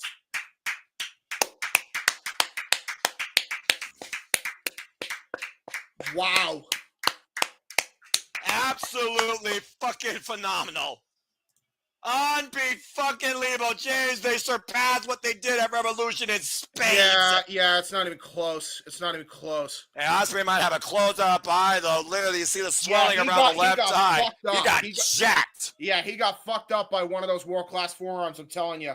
But Ospreay still stands and sees himself now going to double or nothing. Ospreay is a finalist in the Owen, and he will face either Kyle Fletcher or Heyman Adam Page at double or nothing. He is one win away from going all in and possibly finally being the guy in AEW to hold the AEW World Championship. Congratulations to the All Elite Bruv. What a fucking effort. Dude, that was wow. That's professional wrestling, damn it! Holy hell. Yeah, I don't even know what to say. Wow. I am honestly on TV, James, on TV. Yeah, you just saw that for free. And that was pure pay-per-view quality on TV. And coming up next, the Death Riders defend the AEW Trios Championships against the Ops as Spring Break Thru continues here on Max. Stay tuned, folks. Wrestling Quiet Picture, fuck television. First off, again, as I normally do, let me do it properly here. I don't rate, but there are certain matches that bring out a euphoria, a passion out of me. That one did it. Will Ospreay, Konosuke Takeshita 2, semifinals in the 2025 Men's Owen Hart Foundation tournament here tonight on AEW Dynamite Spring Break Thru. That's professional fucking wrestling! Damn it! Good God, that was incredible. My ears hurt. My ears hurt. I'm sorry. Holy shit. That's the loudest I'm gonna get tonight, I promise you. Holy fucking shit! Bro, your microphone, like when you were screaming the first time, it was like actually lowering on purpose. And I had to turn you back up, so now all of a sudden it wouldn't go back to the original setting, and I'm like, ow! What? Wait, you messed with the microphone? Yeah, I had to mess with the microphone to get you back to the equal. Oh, okay. Well, you can turn it back down to where it was. I think I usually have it at 50, bro. What the hell you doing? Me turn me up to 80? You know my voice carries. Put it back on 50. It's fine there. It's fine there. I think I have it on 57. Yeah, that should be it. Okay. Yeah, just leave it there. Anyway, sorry about that. That's what happens when the simple man actually reaches an out-of-body experience in professional wrestling. That very, very, very rarely happens with television wrestling. Again, James, you can put me back on screen, by the way, man. You're still solo shot. We saw that match on fucking television for free. Yep. God. Holy shit. That shit. Woo. Oh, man. All right. Well, let's go ahead and see some comments here. Matthew having a Meltzer fun, as always. Effect with the holy fucking shit. And Kyle Charles saying, never mind, it's going to be Kyle versus Will in the finals now. It legitimately looks like that, honestly. I think you might be on to something. Safet saying match of the night. And Matthew saying greatest match of the week. Meltzer, probably. Now, I wonder if he's just being sarcastically trying to speak like Meltzer. I was like, yeah, I mean, Will Ospreay has always been an extraordinary athlete. It's one of those things where he tends to literally bring out the best he can in whatever match that he's in. And I do think that Will Ospreay tends to bring out the best in whoever he's in the ring with, but he also tests himself. And it was an incredible back and forth encounter. You could tell how much that Konosuke Takeshita really wanted this and how far they were willing to go, going after each other's playbook. So anyway, again, I don't really follow or watch the Observer. I simply watch what I see on TV and react to it as a fan of professional wrestling. Damn it. James, you all right? You reading something? Are you tweeting about something? I'm now seeing what the fuck Nick tagged Nick. Nick tagged you in something. Yeah, Nick, I appreciate you defending me, buddy, but like it's okay. Like I'm cool with who you were beefing with. Like, I don't have a stake in that fight. John and I get along fine. Like, speaking of John, let's go ahead and talk about the Death Rider John Moxley. It's man time on Dynamite. Time for the Trios Championships. Let's go ahead and regroup here after that if we can. Holy shit. Did we go through all those things? The comments? Yeah. Yes, we did. And here comes the AEW World Champion. Why is Mr. Beast Feastables showing on Dynamite now? I hate this.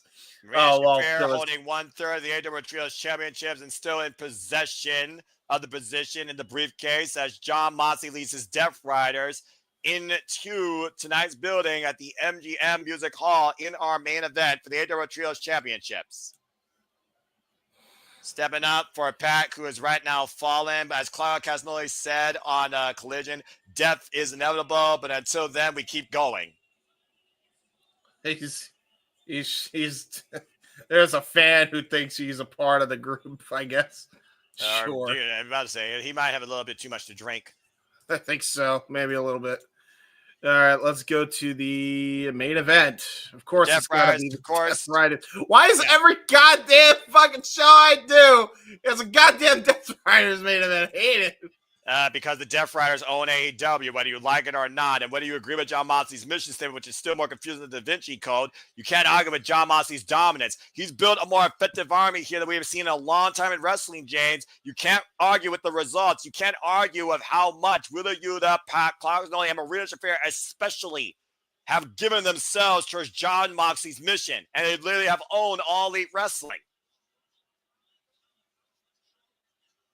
This has been one of the craziest primetime shows I've seen in a long damn time for a Dynamite. After the effort we just saw with Konosuke and Will Ospreay, Samoa Joe and Kazuchika Shibata are going to need to give a bigger effort than ever if they're going to beat this army and take this gold from the Death Riders, hook or no hook. You ain't kidding. And of course, Marina Shafir, who's been recently involved, returning home to Ring of Honor. Of course, Tony Khan has also made it known that there will be a Ring of Honor Women's Pure Championship coming soon. There you see Claudio Castagnoli with Yuta hoisting up the AEW Trios Championships while Marina Shafir holds the last piece. And here come the Ops. I wish the Ops were good. I wish the Ops were freaking whole. I'm pissed. Someone tells me, like I said, I don't know if the Hook's going to be too far behind. But there you see Samoa Joe and Katsuyori Shibata. Let me say that again. There you see Samoa Joe and Katsuyori Shibata. I can't believe I just said that. Katsuyori Shibata and Samoa Joe are standing side by side, James. What the fuck is wrestling? Yeah, I don't. Yeah, it's a wild one. I mean, they're both grappling experts, too. Yeah, but still, it's 2 against 4 when you think about it. And you know Joe's not afraid, but you got to wrestle smart here. What they got in their mind? Oh, shit. Oh, shit. A new member of the Ops has just joined the fray. And a man that John Moxley's very familiar with that took the ear from him in Cincinnati. Powerhouse Hobbs. Well, that's a hell of an addition. That was a hell of an addition. I thought he had bad knees at one point, though. I guess his knees are right. Well, here we go. Well, we ain't wasting time. Okay. Ah, shit. I gotta do the thing I usually do. Made a championship match. Do your thing. Here we go. Here we go. Again, for the AEW Trios Championship, Shibata and Claudio fight on the outside. Samoa Joe and John Moxley on the opposite side. Shafir looming. Powerhouse Hobbs and Wheeler Yuta on the inside. Referee Paul Turner for this contest. Oh, good Lord. He was literally injured 1 week ago facing a John Moxley. And of course, House was also a part of Team Taz. Powerhouse House was also previously part of a team against the Death Riders, an 8-man tag team match, unless we forget. Yes, he was. When it was the Learning Tree and the Death Riders on the team, that didn't work out. Well, now did it? Ooh. No, it did not. This match brought to you by Meat. As you hear the audience chanting Meat as they should. I fucking love the Meat division, AEW. Now, Moxley from behind here, and I think, James, you're going to have a moment to breathe because I don't think this match is going to go long, if I'm being perfectly honest. Yeah. Oh, yeah. Wow. Oh, my God. We're going to have an overrun, folks, so please stick with us. We will stay with this match as long as it takes. Yeah, I guess so. Please win.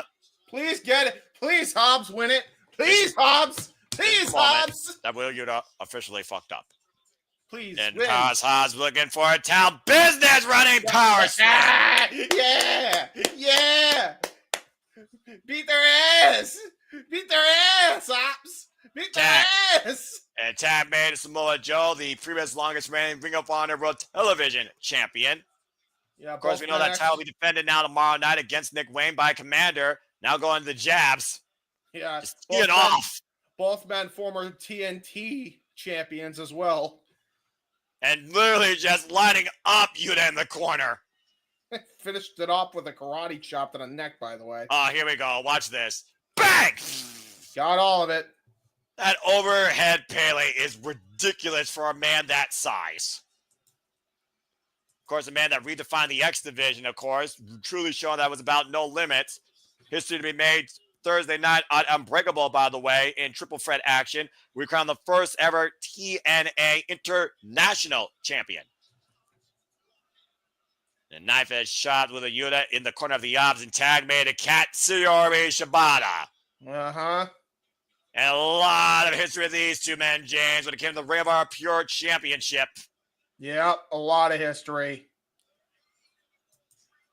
Knife edge shots right now by Shibata with the snapmare to Wheeler Yuta. Of course, Wheeler Yuta lost it to Shibata and regained it back from him by dubious means. There's a punk kick right to John Moxley. We saw John Moxley face Shibata for the first time ever last week. Yep. And of course, John Moxley did beat Shibata, but Shibata still put Moxley to sleep at the end of the show. And again, folks, we officially have hit the end of the 2-hour mark. We are staying with this action as long as it takes. I guess it's going to be over on, folks. Oh! Buckle up, and again, another kick drops John Moxley, and Yuta taking advantage from behind. Yeah, he turned his back on the Death Riders, which is very dangerous. Now Yuta sending Shibata to the outside, and Claudio driving Yuta in the barricade. Yeah, he did. Oh, my God. Now Claudio Castagnoli getting involved here, and Powerhouse Hobbs trying to come to the aid of Shibata. And again, Paul Turner is not going to have any control in this match, I feel, for much longer. It's always dangerous when the Death Riders regain control of a match, especially when they have the numbers. Yeah. The tag man, and we know Shibata's shoulder right now is hurt. You see him grasping it there. The tag mate of the AEW World Champion, John Moxley. Again, John Moxley will defend the title at All In against the winner of the Owen. Samoa Joe trying to come into play here. As Paul Turner, again, trying to keep Joe away. And you see cheap shots there by Claudio and John Moxley. Keeping Shibata at bay. Oh, nice jab to the gut, by the way. And knife edge chops. Again, Claudio unfazed. Claudio, former Ring of Honor World Champion. Jesus. Grabs the arm. Whoa, man! Short range lariat. And we are taking our final break tonight here, folks. So stay tuned. AEW Trios Championship still on the line here. Our main event.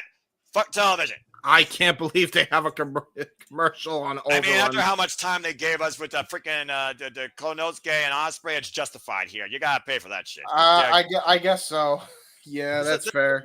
This is not regular Dynamite. This is a milestone, right? They're making this as far as they can. They're going to pull as much as they can from this crazy shit. Oh, my gosh. On a night where we saw Will Ospreay and Konosuke literally make me almost rupture James' eardrums and gave me a match so far that probably be my match of the week, if I'm being honest. That's a hell of a bar to beat. We also, as a fan of professional wrestling, and that's just my personal outlook, stay tuned for the top 20, courtesy of me and Walter Cruz at the end of the month. We also, of course, saw MJF buy his way towards Shelton Benjamin's liking for the Hurt Syndicate, giving them a beautiful 8 escorts and a gold watch. But MVP still keeping tabs on MJF, saying it's business, and if the business doesn't work, then I guess Bobby Lashley can hurt him. Something's going to give here with these two. I'm just saying. Nothing more crooked than a businessman. I should know. I'm not one, but I should know. I've worked for enough. And, of course, we also saw Mercedes Moné able to trap Athena to punch her ticket towards the finals in the Owen. And we also saw him and Page punch his ticket to the semifinals. We'll even face Kyle Fletcher as we have the now all-elite walking weapon, Josh freaking Alexander. Yep. And I believe that covers everything tonight, unless I missed something. Oh, yeah, the Hurt Syndicate, they hurt the Gates of Agony. I almost forgot they were in action. Yeah. And yes, we know Hook is on the graphic, but we're hoping Hook. We know Hook is on the graphic, but we'll change the banner to Powerhouse Hobbs. Well, yeah, and I still think Hook's not going to be too far behind. I don't think the crazy shit is over yet, James, despite what this show's been. Again, what a return for you back to Dynamite, by the way, man, and a hell of a con. It's great to have you back, part of the fun. And again, folks, if you enjoyed the fun, conversation, reactions, coverage, and if we've hurt your eardrums, so sorry.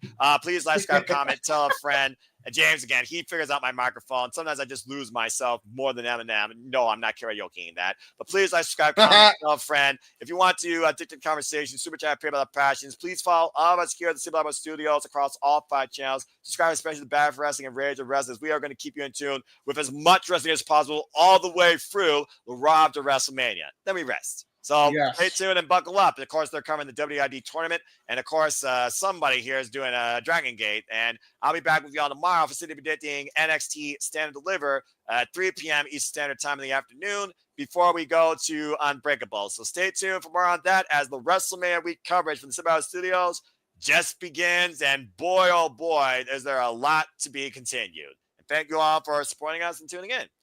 All right, well, we'll be back here soon. Here's we got a little bit moment to breathe. I like this aura. This is peaceful. This is nice. This is very nice. You ever paint a Bob Ross painting like something? Do you ever feel like a landscape is just in your brain? And welcome back to AEW Dynamite Spring Break Thru as we're at our main event here. I could go to all emotions, James. And no, I don't do ASMR. As we are back here at our main event for the AEW World Trios Championship. I broke James. AEW World Trios Championships. Claudio Castagnoli, John Monty, defending against Katsuyori Samoa Joe. Oh, the cheat shot by Shafira. Chop block to pass. James, control yourself, dude. What's wrong with you? I don't understand why. I mean, I wasn't expecting Bob Ross mention on AEW. On AEW, sure. All right. Spring break. I got a question. Long Island iced tea or mojito? LMAO. Mountain Dew and a big elbow strike here. Open palm strike. It's always been Mountain Dew for me. I do the Dew. It's as simple as that. And Claudio Castagnoli right now trapping Shibata to sleeper hold. Shibata knows how to escape that, though. Ooh. Jawbreaker, though. Yeah. Driving Shibata into the Death Rider's corner as James tries to recover. Shibata still fine bat, though, gets the boot up. Gonna try to crawl to the corner here, try to get Samoa Joe tagged in. Let's keep in mind, Prowse Hobbs was just neutralized by Marina Shafir with a chop behind the back. Oh, man, what a pump kick, John Moxley. That was a jumping kick. That wasn't a punk kick. He freaking karate kicked his ass. That's a fair point. And again, Shibata teeing up against Claudio here, trying to break down the Swiss Superman. Clubbing shot to Yuta. Massive European uppercut. Christ. Big boot. Shibata still on his feet, though. And STO. Great STO counter. Shibata needs a tag right now. Might be an understatement, James, as you recover. Oh, yeah. Again, we'll be back here tomorrow night. The Rainbow Tag Team Championship will be on the line. Commander will defend against Nick Wayne. Tag made it with a Yuta. Tag made Samoa Joe.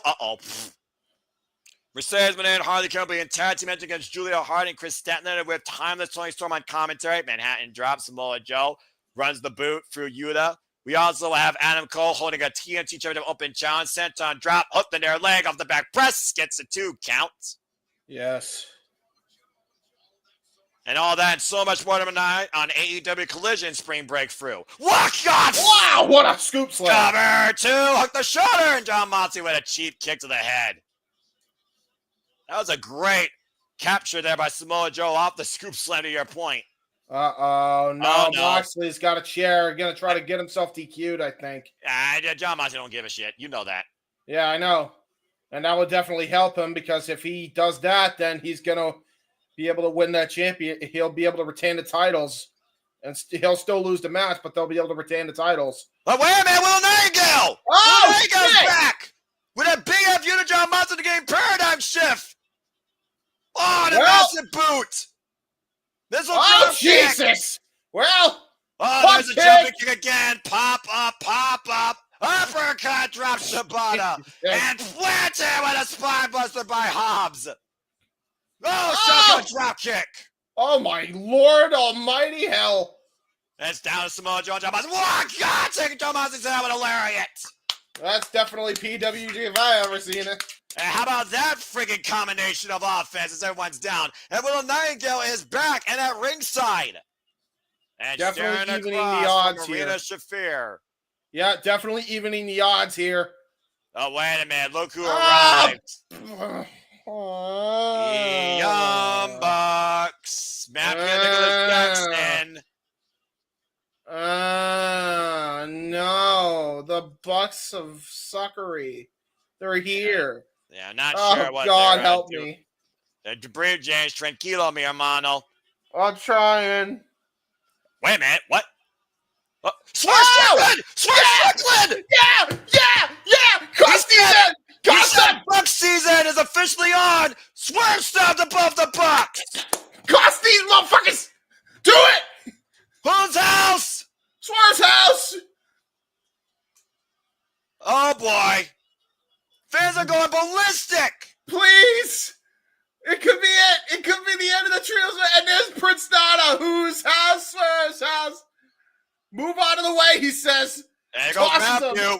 Oh, shit. There goes Nicholas on the back into his brother. Whoop their ass. Samoa Joe and John Moxley still back to their feet. Samoa Joe, sit down. Yeah. Oh, running uppercut by Claudio. Moxley driven down. Shibata back in though. Another kick to Claudio. I think freaking Joe and Moxley are still legal. I think so too. On the ramp though. A sleeper hold on Claudio Castagnoli by Shibata. Gotta get him in the ring, though, if you're going to pin him, though. But I guess it don't matter here. You might literally just neutralize a Death Rider. Follow up off the ropes. And a big PK wipes out Claudio Castagnoli. And drop down the sleeper in the grapevine. Oh! Come on, Powerhouse Hobbs, get back in this. Samoa Joe looking for a muscle buster with a unit coming to the aid of John Moxley here. Oh, no. And with a unit fighting back, Samoa Joe swinging a miss. Unit, Tope Suicida, caught by Powerhouse Hobbs. Oh, shit. Oh, look out! Thank God! Under the table! You're a noggin. That table didn't break. What's Shafir with a chair that bag of Hobbs? Willow! Whoa! Yeah! Clothesline by Willow Nightingale on the marina. She ran freaking around the ring for that one. Oh, all-out warfare here tonight, our main event. Will we break through the new trios champions? Looking for a paradigm shift. Samoa Joe countered. Cooking it. Yeah! He's got him down. Middle of the ring. John Moxley in trouble. Yeah! Let's go! We have new trios champions. Fucking finally! They fucking did it. Oh, finally! The Ops, Samoa Joe, Katsuri Shibata, Powerhouse Hobbs just beat the Death Riders. We have new AEW World Trios Champions. And by the way, Samoa Joe just submitted, as the submission machine do, the AEW World Champion. And you gave a major assist to Swerve Streamo and Nightingale in this continued war against the Death Riders. How about Powerhouse Hobbs stepping up? And now a part of the Ops hands the championship over to Hobbs. He earned that shit, man. Yeah, congratulations to the Ops. The Death Riders have fallen. What a way to end Spring Break Thru. And with that, we will bring in our other commentary team from the other side as they have just wrapped up their shenanigans over at their call tonight. And look at Osperay coming out here to celebrate. Yeah! It's a celebration for everybody tonight. Spring Break Thru. The Death Riders have fallen. We got new trios champions. Talk about a big win for AEW. Everyone's happy about this shit, and I don't blame them. The locker room pouring out. Dude, the crowd. By the way, that continues Samoa Joe's streak of winning championships in Boston, by the way. I forgot to bring that up. History of Samoa Joe in Boston. So, hi, Walter. Hi, JJ. How you doing?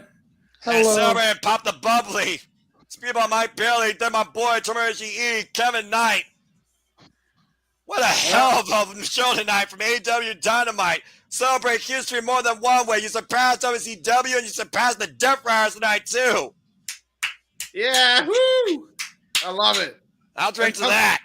I love I that. fucking love it. And I fucking love this business and this company. I love that Evil Uno and the Dark Order is just there in the background celebrating. Hey, they've been part of this war with the Death Riders since day one. They may have been in hiatus, but hey, this is a huge win tonight. Not only that, they beat the EVPs. He just bumped it. Powerhouse Hobbs legitimately just bumped into Evil Uno when he was getting too overzealous. You're right. Again, tomorrow night, there'll be women's tag team matches. The TNT championship to be on the line. Adam Cole's open challenge. We also have the Ring of Honor Television Championship on the line. Commander defends against Nick Wayne as AEW Spring Break Thru continues with Collision. But tonight, Dynamite concludes with new Trios champions in the fall of the Death Riders to a degree. But for James, I'm Noah Foster, and the action will continue here on Surpass Studios. This has been AEW Dynamite Spring Break Thru. Thanks for tuning in. What a fucking show! That was great. That was fucking phenomenal. I am very happy. I'm extremely happy. That's the good shit that I need right there, man. That's AEW when it's at its best. Damn, TV off. Oh, now that being said, welcome to the post-show discussion. We give you a brief little moment to gather ourselves as we now have covered two things on our crazy mother effers watch launch schedule for WrestleMania week, as we'll get words now from these two gentlemen regarding what they have done and seen before we head to Dragon Gate and continue our way. That being said, hello, Walter. Hello, JJ. How was y'all's time watching the WID tournament? It was good. It was good. Some things went the way we figured. Some things did not. Great show overall, nonetheless. In and out in about like 2 hours and 5 minutes. Oh, there you go. You know, very, very impressed with the runtime on that show. You know, we figured it would probably go about 2.5, but no, everything moved like super duper quick. The flow was very much like an AEW pay-per-view. Like there was no downtime in between. A couple of post-match promos, but other than that, just smooth through. Unfortunately, our girl did not win her match. Aww. But Walter brought up a very, very valid point during the call.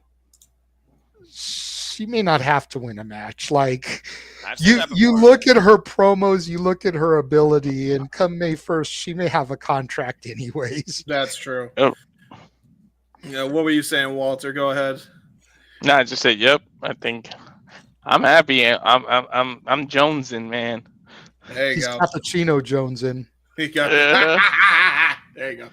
If nothing else, go back and just watch our call of that match. You don't even have to watch the match, but just watch our call of that match for all the coffee puns that he brought out.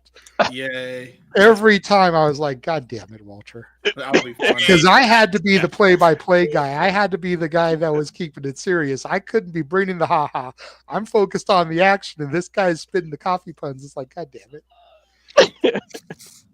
I'm sure it'll be funny during the Sin City Street Fight. At one point, I broke James. James broke me. It was a crazy-ass night on our side, too. But please continue talking about, again, first off, Izzy, she's going to be a star, damn it. Again, sometimes it's not about the win. It's about the work effort. It's about the mark that you leave and the opportunity you are given to.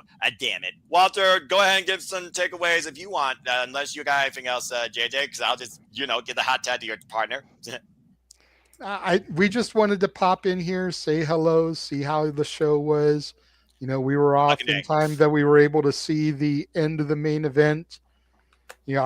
I turned it on in time to see Willow Nightingale come out in a short skirt giving John Moxley the middle finger. I was like, okay, I'm in this match. Yeah, that was pretty good. My girl came running out. It's like, okay, I'm ready. I'm locked in here. Yep, Samoa Joe is now 4 for 4 in Boston, I believe, winning championships. Seems like 3 dominoes have fallen, 1 left.